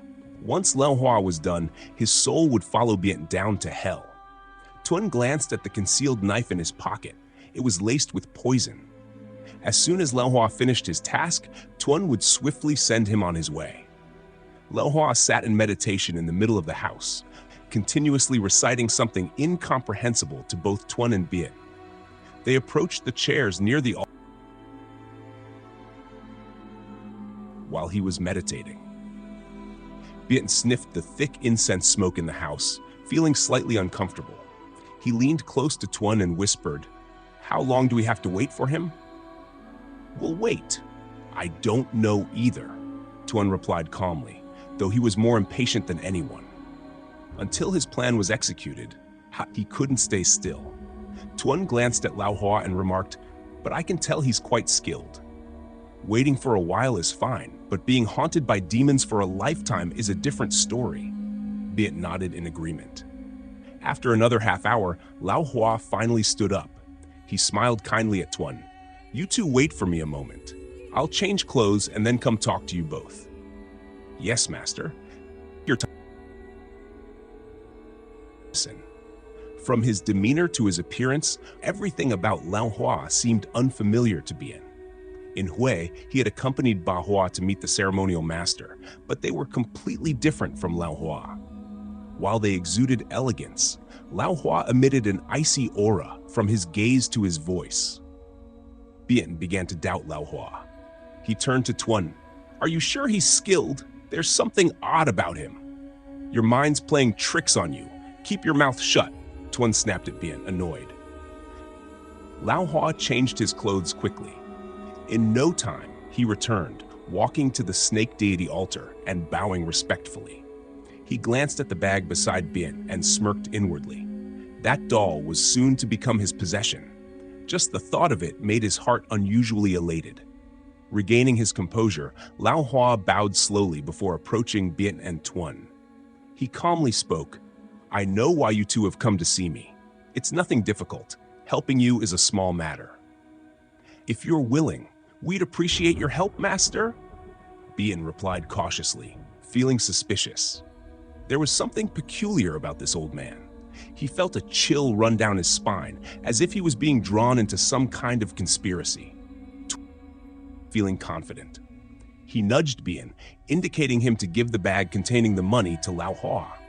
Bian understood and slung the bag over his shoulder, then glanced at Tuan. "Once it's done, it won't be too late to give it," he remarked. "Don't you trust him?" Tuan looked surprised. Sensing the tension, Lao Hua quickly intervened, patting Tuan on the shoulder. "Once it's done, I can take the money right away." Bian forced a smile, and he and Tuan followed Lao Hua into the room. As they went deeper into the house, the air grew stifling. Though the exterior seemed small, the interior was surprisingly spacious, with about 7 or 8 rooms. After walking a few dozen meters, Lao Hua stopped in front of a room labeled Tranquility. He opened the door and entered, with Bian and Tuan following behind. As Bian stepped into the room, his spine stiffened. The room felt eerily strange. While Saigon's weather was sweltering, stepping into this room felt like entering a different world, icy cold to the bone.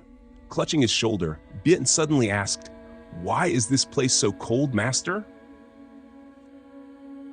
"This is not a place for ordinary people to dwell. It's naturally different from the outside," replied calmly. After speaking, Lao Hua gestured for Tuan and Bian to sit in the middle of the room, in front of 2 drawings depicting a large snake. It was then that Bian noticed a group of about 9 snakes lying quietly in the corner of the room. Seeing Bian's hesitant expression, Lao Hua chuckled lightly, his eyes gleaming.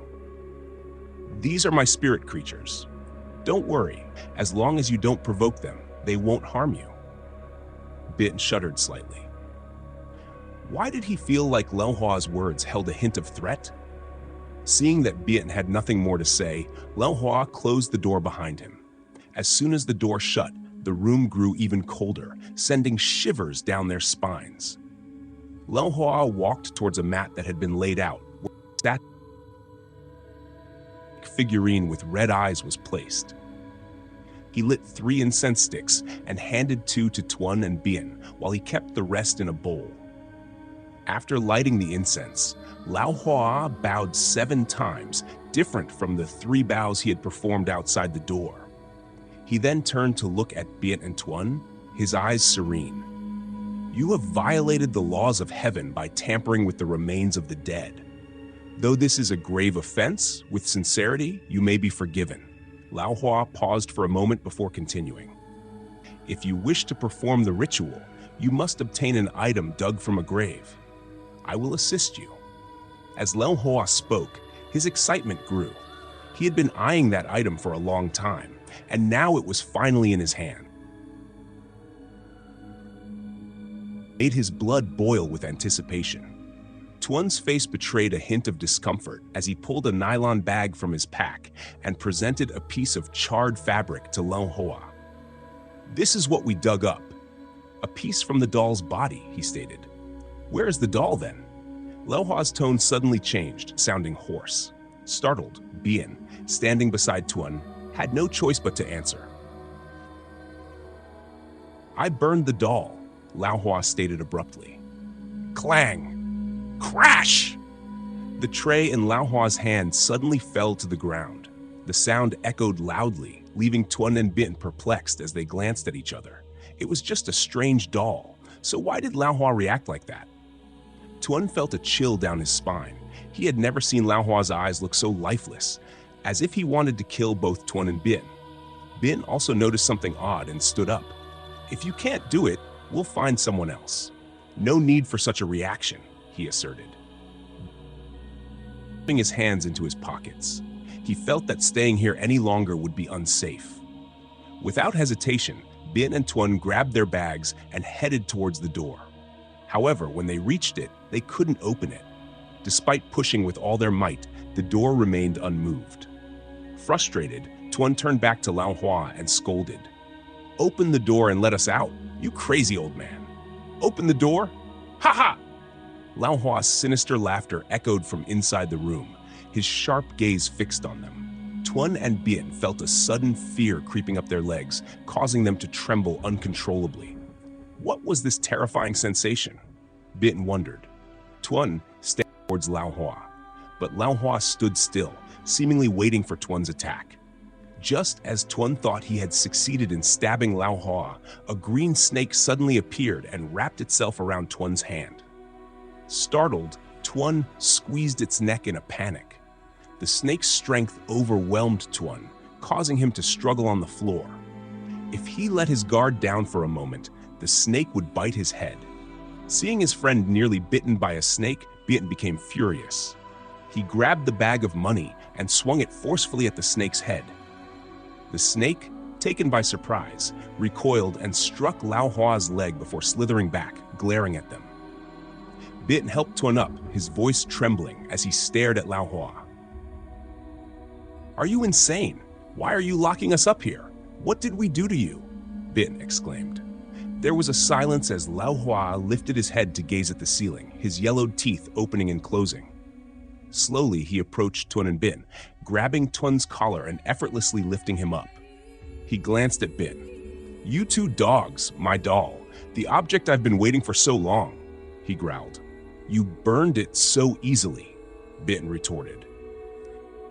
"Even finished venting my anger towards you two, especially you." Lao Hua's hand suddenly tightened, causing Tuan's face to turn red from lack of breath as he struggled in midair. Seeing this, Bian rushed forward. The knife that had fallen from Tuan's hand earlier was picked up by Bian, who then thrust it forcefully into Lao Hua's arm. Blood sprayed directly into Tuan's face. Lao Hua grimaced in pain as he released Tuan and stepped back. He sneered at Bian. "You're just as stupid."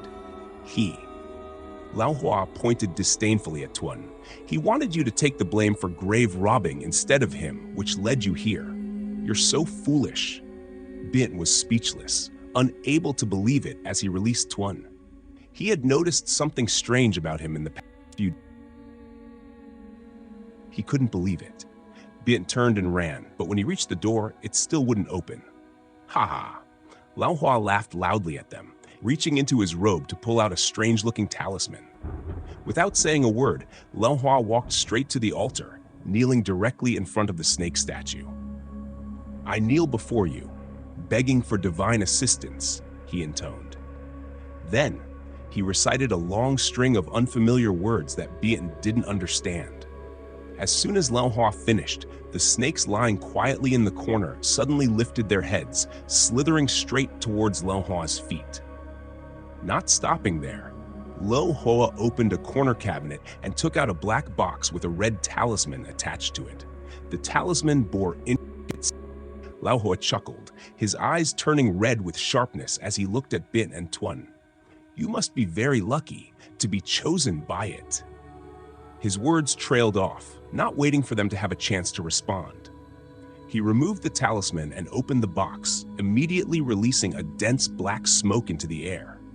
It hung suspended in mid-air, and although Bien wasn't close, he could smell the putrid odor emanating from the smoke. Gripping his knife tightly, Bien felt a sudden gust of wind hitting his face. In him, the mouths of the spewing venom. Tuan, having some martial arts training, easily dodged, causing the venom to hit the wall and dissolve.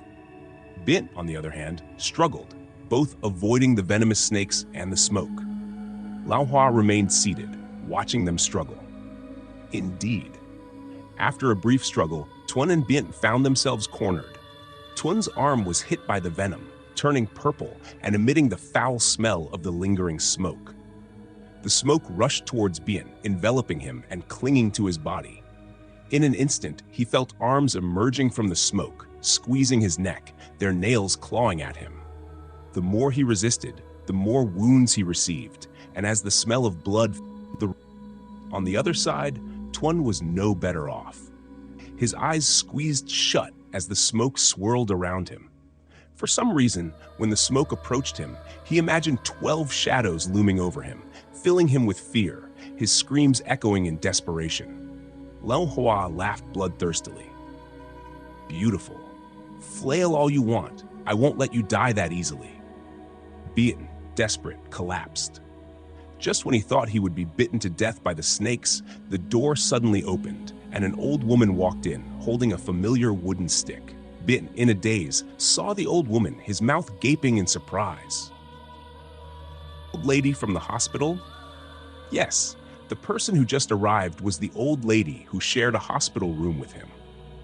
Her face was still wrinkled, but carried an aura of authority that made people shiver. The old lady didn't look at Bien, but glanced at Lao Hua affectionately. "My son, today will be the day you return to your family." Bien was stunned. Did the old lady just call Lao Hua her son? He felt a sudden disappointment, the joy from earlier evaporating. If they were mother and son, she surely wouldn't save him. Seeing his mother entering, Lao Hua's face turned pale with fear. Tuan, hiding in the distance, saw the door was open and quietly slipped out.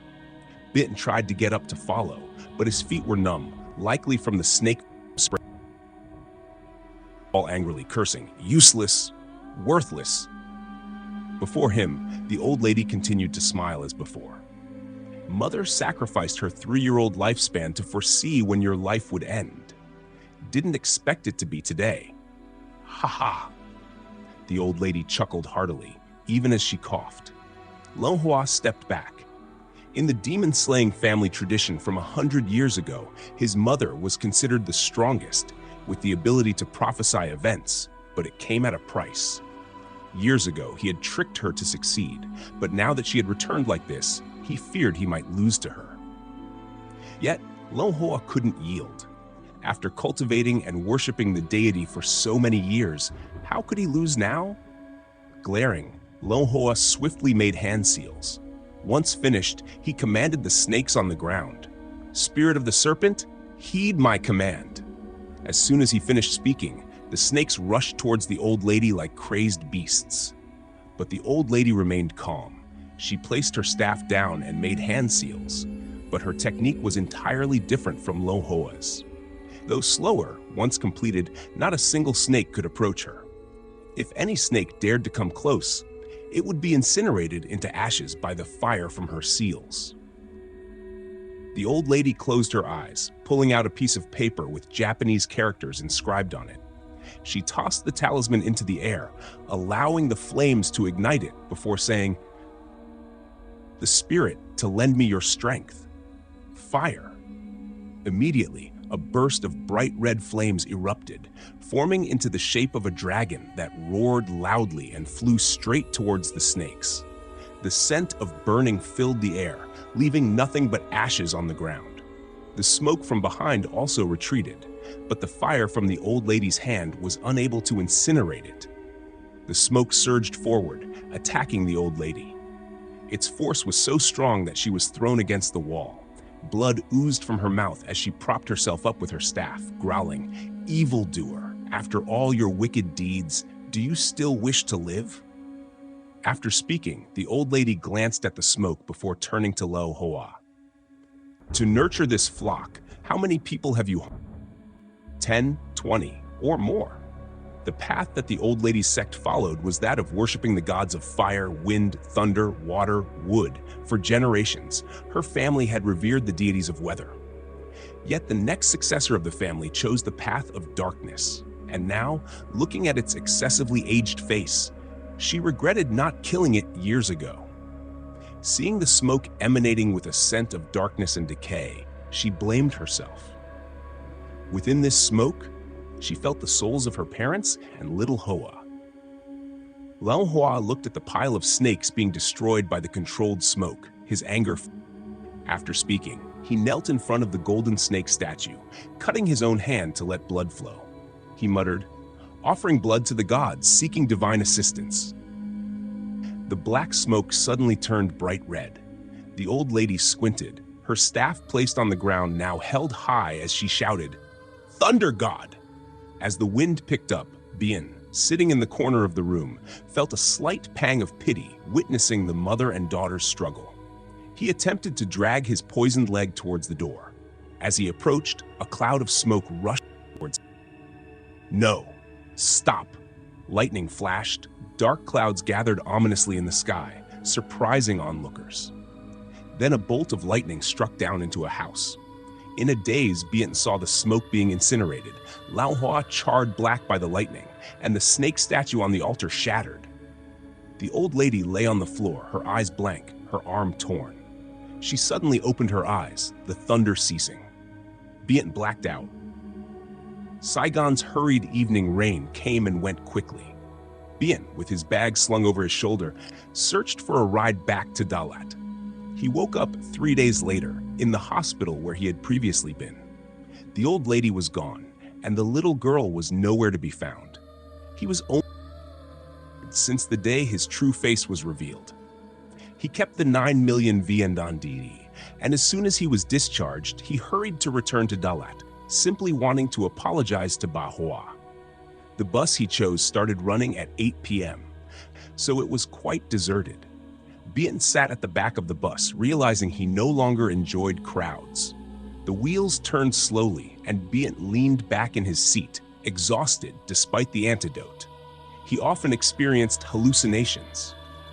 Bien fell asleep, and the bus quickly arrived in Dalat. He woke up only when the driver called. The cold air of Dalat reminded Bien of his home. He wondered what Ba Hoa was doing now. He walked to the front of the bus station to catch a motorbike taxi. The last bus. Bien had to walk back home. As he passed by the cemetery, he suddenly shuddered, realizing how many things had happened because of digging up a grave, and that scoundrel Tuan. Bien clenched his fists in anger. That wretched meow, woof. While Bien was lost in thought, a noise emanated from the old graves. He remembered the night he dug up that girl's grave. The leaves rustled around him, and the sound echoed down from the trees. Bien hugged himself tightly and hurried on. As his shadow disappeared, a group of shadows emerged, cold wind blowing, mist enveloping the entire cemetery. The graves seemed to scream in anger. The girl in the white Aodai suddenly appeared and disappeared behind Bien. The old lady had said his karma would dissipate slowly, but if he didn't repent, he would face dire consequences. Bien returned home, slowly stepping into his house. Ba Hoa lay asleep on the bed under a dim light, her silver hair making him ache. He took her wrinkled hand and said, "Mom, I'm back. Around 4 in the morning, the sound of dogs barking echoed throughout the neighborhood. Everyone inside their homes could hear the noise outside, the rain mingling with the screams reaching the sky. After sharing a few hours of conversation, Beaton returned to wash up a bit before going to bed. Since their house didn't have a bathroom like in the city, his mother had temporarily covered a canvas for privacy while bathing. Their bathing area was next to thick bushes. Beaton shone his flashlight around, feeling like someone had been watching him.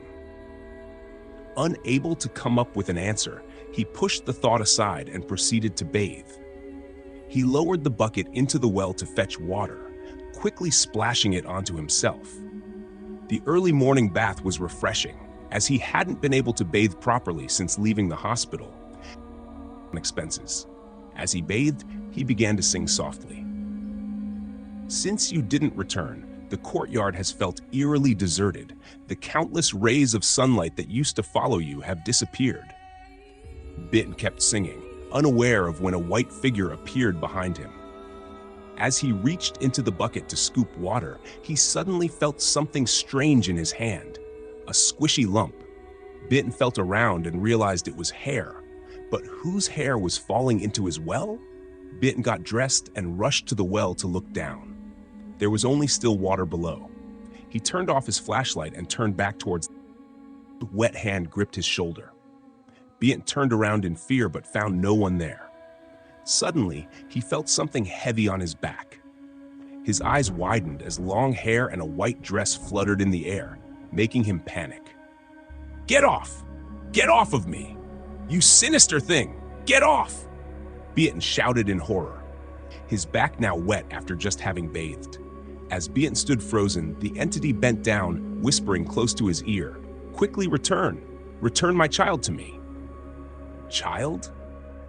Beaton suddenly remembered the doll. His face turned pale. He had burned the doll, so how could he return it now? Suddenly, Bahua heard Beaton's screams from inside the house and rushed out, shining her flashlight on him. "Go back inside," he stuttered. "What's wrong, Beaton?" Seeing her son's terrified expression, Bahua became serious. She looked at Beaton for a moment before inspecting the ground under his feet. At night, she only feared snakes crawling around to bite him, but after a brief look, she found nothing. Bahua approached Beaton, grabbed his hand, and slapped him. The sudden pain on his cheek brought Beaton back to his senses. He looked around in confusion as Bahua quickly pulled him inside. Throughout the rest of the night, Beaton continued to scream, but Bahua thought he was just seeing something dirty. She quickly poured him a glass of hot water and gently asked, "What happened, Beaton?" "Son, did you see something just now?" Bahua looked at Beaton with a probing gaze. Beaton held the hot water glass and slowly asked, "Mother, did you see something on my back?" "Earlier, you came out and pulled it." "No, I only saw you alone," Bahua replied. When she had shown her flashlight earlier, only Beaton was standing near the well, his shadow imprinted on the ground, but she didn't see anyone else there. Bahua recalled Beaton's frightened expression earlier. Having lived nearly 60 years, she was too old to be mistaken. "Son, did you see a ghost?" "Yes," Beaton replied. Suddenly, Bahua noticed a long black hair strand on Beaton's shoulder. She picked it up, examined it, and asked, "Beaton, tell me what happened." "Mother," Beaton hesitated. The grave robbing incident was a secret. What if he told her and she called the police? Beaton bowed his head, avoiding his mother's gaze. He wasn't entirely sure. Bahua was strict. How could he dare to tell her? Beaton pondered without meeting Bahua's suspicious gaze. Bahua moved closer to Beaton, grasped his rough hand, and said, "Matters of the spirit are not to be taken lightly." Beaton startled, his gaze fixed on the door. In that moment, he suddenly saw a figure in the garden. Beaton trembled, his hands tightly gripping Bahua's. His voice trembled with fear. I dug up a girl's grave, and then she started following me." Oh my God. Bahua was stunned, finding it hard to believe that her own son could commit such wicked deeds contrary to divine principles. Why would he desecrate the belongings of the deceased? Oh God, her son had committed a grave offense. Bahua tried to remain calm and asked, "What happened next, Bien? Tell me quickly." Bahua's voice soared, causing Bien to bow his head. He gripped the edge of the table tightly and began recounting the whole ordeal he had been through. In Saigon, to the accident on the mountain pass, the incident with the shadowy figures following him, meeting the old master, and narrowly escaping death. Every detail of his experiences was narrated, except for the doll incident, which he concealed, fearing that if his mother knew he had burned the spirit's belongings, she would be shocked. Bahua listened to each story, her breath catching in her throat. She struggled to breathe, gripping his hand tightly. "How many times have you committed grave robbery?" she asked. 12 times, Bien replied. He counted carefully, realizing he had robbed graves 12 times since he started following Tuan. However, the previous times had been uneventful. Why did something happen this time? And he was a female ghost nearly killed several times. Bien felt furious. Bahua stood up, her mind foggy. How many wicked deeds had her son committed outside? It was her fault. With a loud smack, Bien received a strong slap across his face, catching him off guard. His cheek turned red and he stared wide-eyed at Bahua. Bahua gritted her teeth, her eyes glaring. "Ungrateful child. You're digging your own grave." After saying that, she helplessly sat back down on the bed, her hands dropping limply. Stealing from the dead. Oh God, what could she do to help her son escape this predicament? Bien sat silently, feeling confused. After a while, Bahua stood up, her face pale. She looked at Bien. Oh my God. Bahua sighed deeply, hoping that a skilled teacher she knew in Hue would find a way to save Bien. With only one son left in the family, if something happened to him, she would surely die. Inside the dilapidated, gloomy four-room house, the early morning sun rays shone brightly outside, casting warm light amidst the blooming flowers. Yet inside, both Bahua and Bien carried heavy hearts. In Saigon, the bustling streets were filled with people coming and going. Tuan shuffled through an alley, his clothes and body dirty from top to bottom. Leaning against the wall, ever since he escaped from Mrs. Hua's house, he had become a beggar. He had called his father, but he would be embarrassed because of him. Tuan scratched his head, his stomach rumbling. Only after escaping Mrs. Hua's house did he realize how foolish he had been. He had gotten some information through his contacts, which Mrs. Hua had arranged, but he realized he had been fooled from start to finish. These past few nights, he hadn't been able to sleep well. Every time he closed his eyes, he saw them. He saw those whose graves he had robbed. Tuan suddenly remembered Bien, and his eyes filled with hatred. He clenched his fists. "Bien, don't expect to live in peace while I'm still alive." Thunk, thunk, thunk. Tuan rushed forward into the dark night. Behind him, a group of people shouted, "Thief! Give back what you... I'll catch you and break your legs! You there! Stop right now!" Tuan's leg was so painful that he couldn't walk anymore.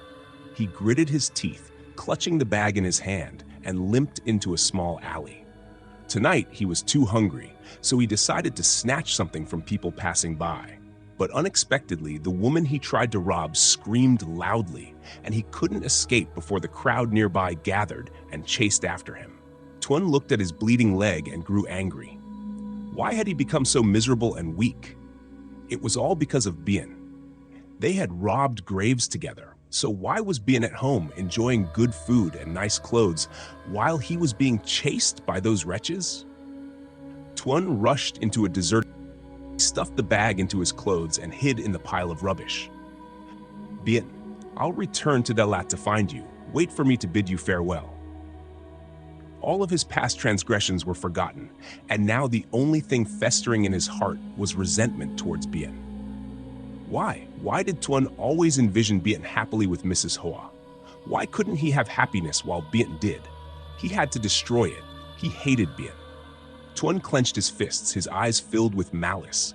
"You'll have to face the consequences. I'll escort your whole family. Bien." Tuan muttered like a madman and then left.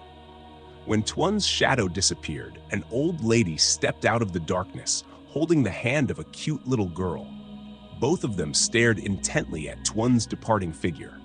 Little Hoa scratched her head in confusion. "Granny, why is that girl clinging to his neck?" "He's being haunted by her. It's the karma he created with his own hands.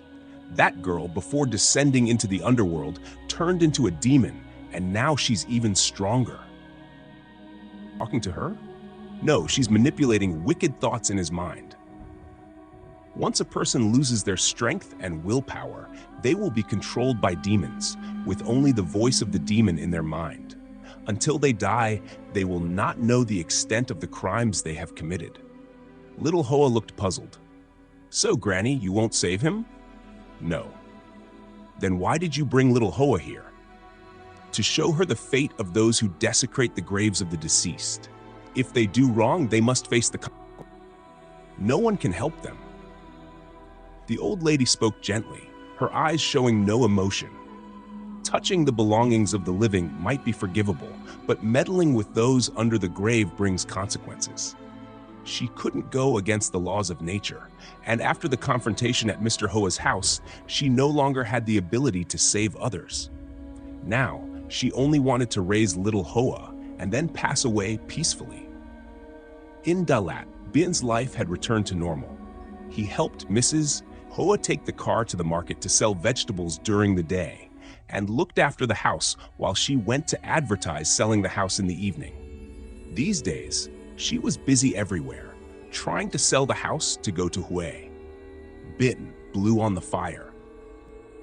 Braised fish boiling vigorously on the red stove. He waited for Mrs. Hoa to return so they could eat together. Looking at the red flames, he remembered the day he burned the doll in the bathroom. In his wallet, he still kept the piece of torn fabric that Tuan found. His intuition told him not to throw it away, so he kept it. The smell of the cooked fish filled the air, and he went into the house to set the table and then went to the room to find that piece of fabric. Even though it was partially burned, the strange pattern on it was still visible. As Bien stared at the black fabric, his mind became foggy, and he wondered to himself, could this have led her to where I live? Bam! A strong to slam shut. Bien startled and stood up to close it, but when he stopped at the doorframe, his face turned pale as if he were seriously ill. His eyes widened in horror because outside were 12 shadowy figures standing and staring at him. It wasn't until nearly 9 o'clock in the evening that Mrs. Hoa returned home. As she stepped inside, she saw Bien huddled in a corner, his face pale and expression blank, murmuring something unintelligible. The oil lamp inside the house was nearly extinguished, yet he remained seated in silence. Off her hat and rushed to embrace Bien, comforting him. "It's okay. Everything's fine. Mom is here with you." Feeling the warmth of Mrs. Hoa, Bien hugged her back, trembling with fear. "Mom, they've come for me again." "They? Who are they?" "They're the 12. They're here." "All right." Mrs. Hoa glanced out the window, her wrinkles deepening. She couldn't wait any longer. Otherwise, her son would lose his mind. Early the next morning, as the sun began to rise, Mrs. Hoa hurriedly packed their belongings and took Bien to the bus station bound for Hue. Since encountering those shadows, Bien had been in a constant state of distress, acting erratically and speaking nonsense. The journey lasted over 16 hours, during which Bien's condition deteriorated further. He sat in a daze, laughing and crying intermittently, much to the discomfort of the other passengers. Upon arriving in Hue, Mrs. Ho wasted no time and immediately hired a motorcycle taxi to take Bien to Kontum to seek treatment from a spiritual healer. She had known this healer from her previous work in the area. Having been away for nearly 6 months, she wasn't sure if he was still there. As they ventured into the rural roads, Mrs. Hoa handed the driver his hat and hurriedly retraced her steps to find the healer's house. "Bark! Bark!" The sound of barking dogs echoed through the small village. Clutching her bag tightly, she kept Beaton close by her side. Over the past few days of traveling on buses, Beaton had acted out whenever the bus stopped, forcing her to search for him multiple times, nearly getting hit by a car a few times. Beaton gazed blankly at the sky before patting Mrs. Hoa's back, his voice distant. "Mom."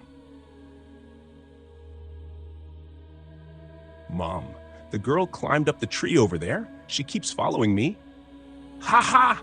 It's so fun," Beaton exclaimed.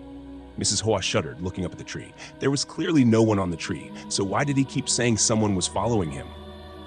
Mrs. Hoa raised her wrinkled arm to cover Beaton's eyes and said, "Let's go, son. Mom will find a healer for you. Be good. Close your eyes." After walking for a while, Mrs. Hoa led Beaton to a small stilt house tucked away at the end of the village, surrounded by crowded trees, with a barbed wire fence in front of the door. Mrs. Hoa sighed deeply. It had been a long time since she had been here. Now she wasn't sure if he would remember her. She looked at the brightly lit house and called out loudly, "Master Mo, are you home?" In response, there was only silent emptiness. After a while, when Mrs. Hoa was about to call again, a stout man emerged from inside the house. He squinted at Mrs. Hoa before his face lit up with joy and nostalgia. "Hoa? Why have you returned?" "Wasn't it half a year ago when you went to Dalat?" he reminisced. "I have something. I don't want to trouble you, but I need your help," Mrs. Hoa said helplessly, looking over at Bin, who was smiling beside her. Mr. Mo seemed to understand something and promptly invited the mother and son inside.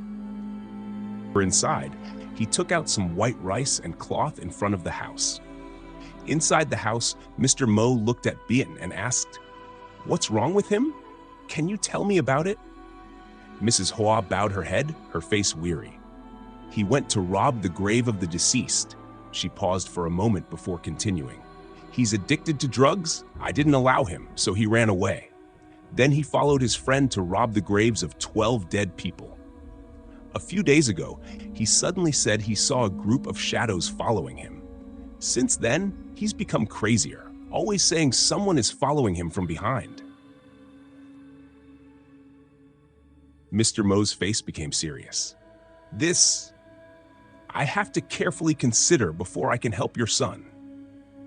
Stealing valuables for the deceased is a foreign tradition. He's only concerned that the grave he dug up might belong to a foreigner. The ghosts there are powerful, and he fears that only his current strength may not be enough to help him. Beaton's mother and son stayed at Mr. Mo's house until Thursday before they got any results. Several times, the teacher went down the mountain early in the morning and returned late at night, sometimes even as late. Mr. Mo got up very early and went to find Mrs. Hoa to discuss Beaton's situation.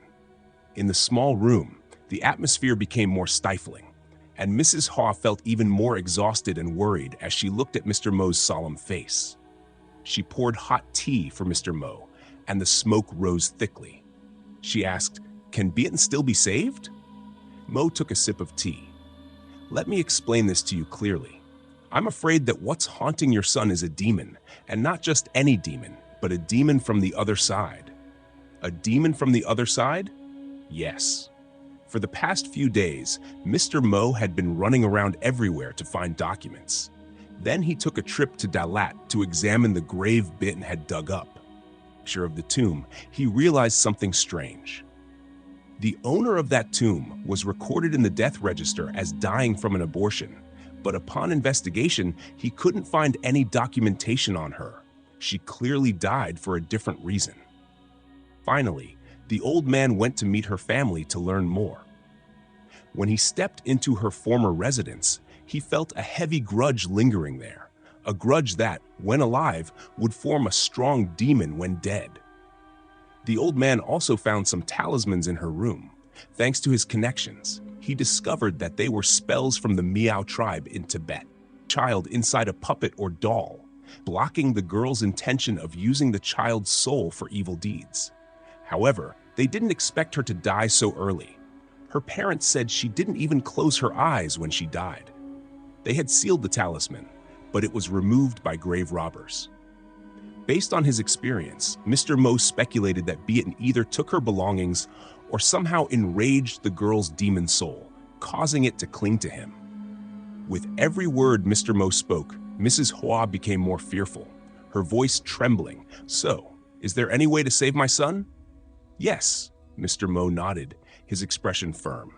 If they could find the talisman and the cause, they could find a solution to dispel the attachment. Mr. Mo hesitated. Whether he is still followed by the female demon, I do not know. "We'll have to see how repentant he is," Mrs. Hoa replied.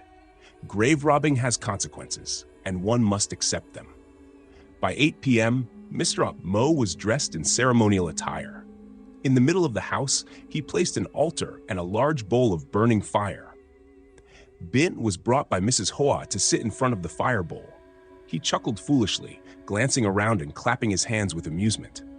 Throughout the process, he didn't even look at Mr. Mo once. Mr. Mo sighed. Mrs. Hoa stepped aside, hiding behind a pillar.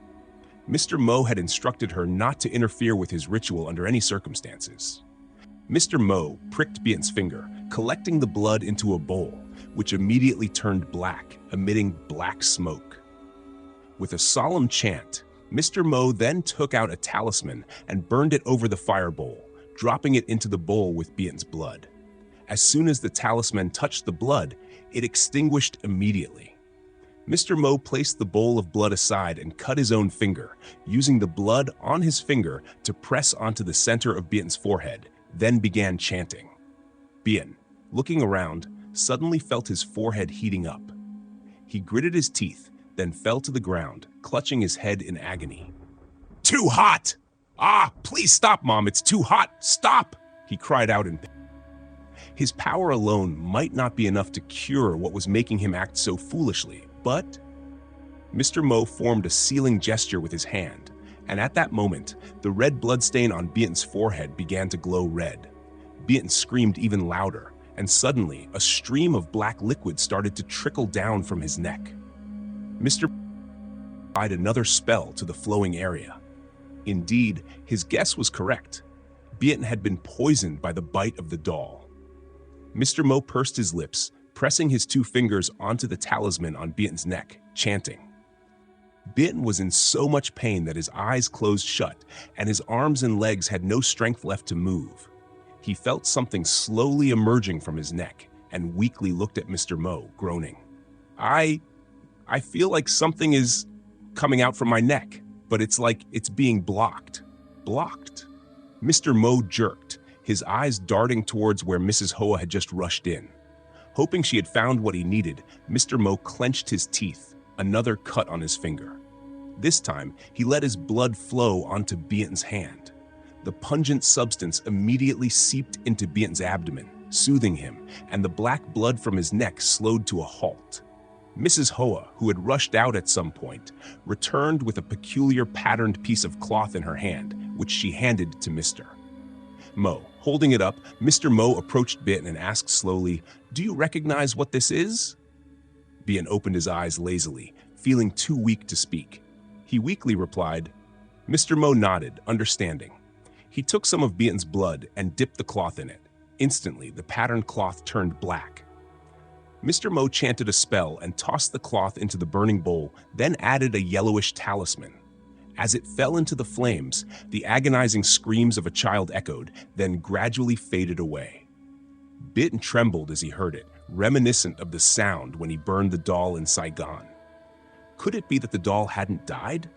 Suddenly, he felt normal again, his eyes bright, his neck no longer in pain.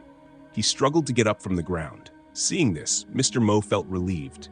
His legs immediately gave way, and he closed his eyes, drifting into sleep at some point. When Mrs. Hoa and Bian rushed, the two looked at each other, realizing that he was probably too exhausted from helping Bian with the spell. They helped him into a room to rest. Bian stood in the middle of the house, shuddering at the sound of the flames in the burning bowl. Why did he feel like things wouldn't end here? Mr. Mo slept through the day and night until the next morning when he woke up. Mrs. Hoa prepared food and drink for Bian and Mr. Mo. Bian was back to normal, grateful to Mr. Mo for saving him. With tearful eyes at the meal, Bint raised a cup of tea instead of wine, saying, "Thank you for helping me escape this calamity. I will surely repay you." "It's nothing," Mr. Mo replied coldly. Mrs. Hoa, sensing the tension, suddenly spoke up, "So, from now on, those things won't follow my son Bint anymore, right?" "No, they will still follow," Mr. Mo replied slowly. The doll was the soul of the foster mother seeking revenge, and when Bint dug up and took the doll, it angered the soul of the tomb owner. Furthermore, her resentment was so great that her family had to seal her. Yet Bint dared to dig, and he dug up over 10 graves. The other souls were perhaps weaker and unable to do much, but the girl, the owner of the tomb, was different. She nurtured the baby's soul with her blood and resentment. When she was alive, she was heavily influenced by negative energy. When she died, combined with her resentment and negative energy, she turned into a demon. Mrs. Hoa was startled. If that's the case, could her son go crazy again? Seeing Mrs. Hoa's concern, Mr. Mo set his chopsticks down and said, "Your son became like this because the doll in the tomb bit him. That doll was nurtured with the blood of the girl, so when Bint burned the doll, the blood seeped into his blood, driving him mad. As for whether that girl still follows Bint or not, I'm not sure," Mr. Mo continued, taking out a talisman from his bag. "You should carry this talisman with you. It will ensure your safety. The rest depends on how you live your life. Tomorrow, go to the girl's tomb and apologize sincerely. Then spend some time in meditation at the temple. Chanting Buddha and practicing vegetarianism will help you find peace," Mr. Mo advised. Bint nodded, but there was a flicker of cunning in his eyes, doubting how he could spend his whole life in the temple. Bint smiled gently. "Yes, thank you for your guidance, sir." Seeing Bint's demeanor and the look in his eyes, Mr. Mo shook his head. After living nearly 50 years, could he not understand that look from Bint? Moreover, he was just showing him a way to alleviate his karma. Whether he followed it, up to him. Mr. Mo stood up, set his bowl of rice down, then coldly went into his room. Mrs. Hoa sat by, feeling helpless. She also got up and went into Mr. Mo's room. When the curtain opened, she was startled to see Mr. Mo lying on the bed looking exhausted. She asked, "Are you all right?" "I'm fine, just a bit tired, Mr. Bit tired." His eyes closed, but his mouth still able to respond. Outside, the sound of cicadas and insects filled the air. The bedroom fell into silence. Mrs. Hoa, seeing Mr. Mo not saying anything more, quietly turned to leave. However, as she reached the door, Mr. Mo's voice suddenly came from behind, causing her to stop in her tracks. "Hoa, you should be prepared," Mr. Mo's voice echoed. "If it's already like this, you'll be lonely for the rest of your life and lose your son." "In that case, so be it. Let fate decide," she responded firmly. The wrinkles on Mrs. Hoa's face deepened. She was a stubborn person. How could she endure being obedient in the temple? She only hoped that her son would still care for her enough to live peacefully with her. The next morning, Bint and Mrs. Bai Ho got on the car to go back to Dalat. Since their house had been sold, they were worried about where to stay. However, Bint still had a rented room there, so they could stay temporarily. Bint got into the car, clutching the talisman tightly. With this, he believed he wouldn't encounter any more trouble, whether it be ghosts or demons. After a 16-hour journey by car, Bint finally arrived back in Dalat. If he continued living in Dalat, he would never be able to escape the fate of being haunted. Moreover, he had no intention of visiting the tomb and apologizing to her. He left despite any objections or threats from Mrs. Hoa. Bint returned all the money he had to her before decisively leaving. Mrs. Hoa sat alone in the empty room, filled with self-blame. Indeed, it was fate. She couldn't resist it. On December 19, 2002, Bint encountered Tuan in a small alleyway. Fortunately, he didn't lose everything, and with the money he stole, Tuan returned to Dalat. Bint felt a mix of pity and resentment towards him, but amidst the bustling city, he took Tuan to a church, bought him a wheelchair, and bid him farewell. Despite everything, they were once friends, and despite Tuan's wrongdoing, Biện could still forgive him. For nearly 20 years, Biện wandered and traveled everywhere to earn a living. Every year, he sent money to Mrs. Hoa, but never returned to the city of Dalat to visit her. He successfully kicked his opium addiction, forgetting everything he had experienced, even the events in Dalat, the grave robbing. At nearly midnight, Biện lay in his bed at the and the girl demanding his life. He jolted awake, clutching his pillow, and began to scream. "Let me go! I don't want to die! Let me go! Tuan, please spare me! Hoo-hoo! Spare me! Hoo-hoo!" His cries echoed throughout the hospital corridor, but no one dared to step out to look. The next morning, Mrs. Hoa brought porridge in very early. Seeing her son acting foolishly, playing with a doll, broke her heart. That day, several people came to report finding Biện lying in the cemetery in Ma village. She thought it was a dream because she hadn't seen him in 20 years, but it was true. What hurt her the most was finding Biện lying near the grave he and Tuan had dug together, next to Tuan's freshly dug grave. Biện was covered in scratches, his face pale like someone on the brink of death. He was rushed to the hospital for emergency treatment, luckily surviving, but he became insane. Mrs. Hoa sighed in relief, thankful that it wasn't as bad as Mr.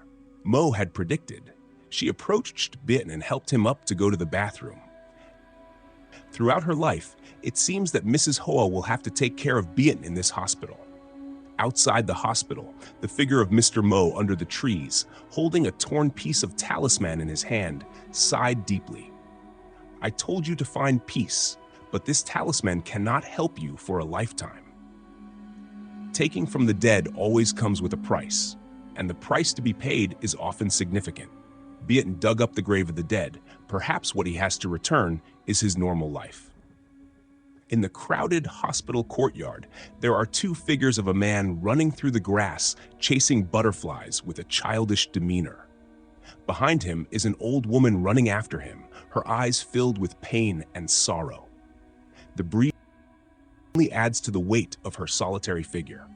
Mrs. Hoa looks up at the sky. "Thank you for not taking my child away. Thank you very much." End.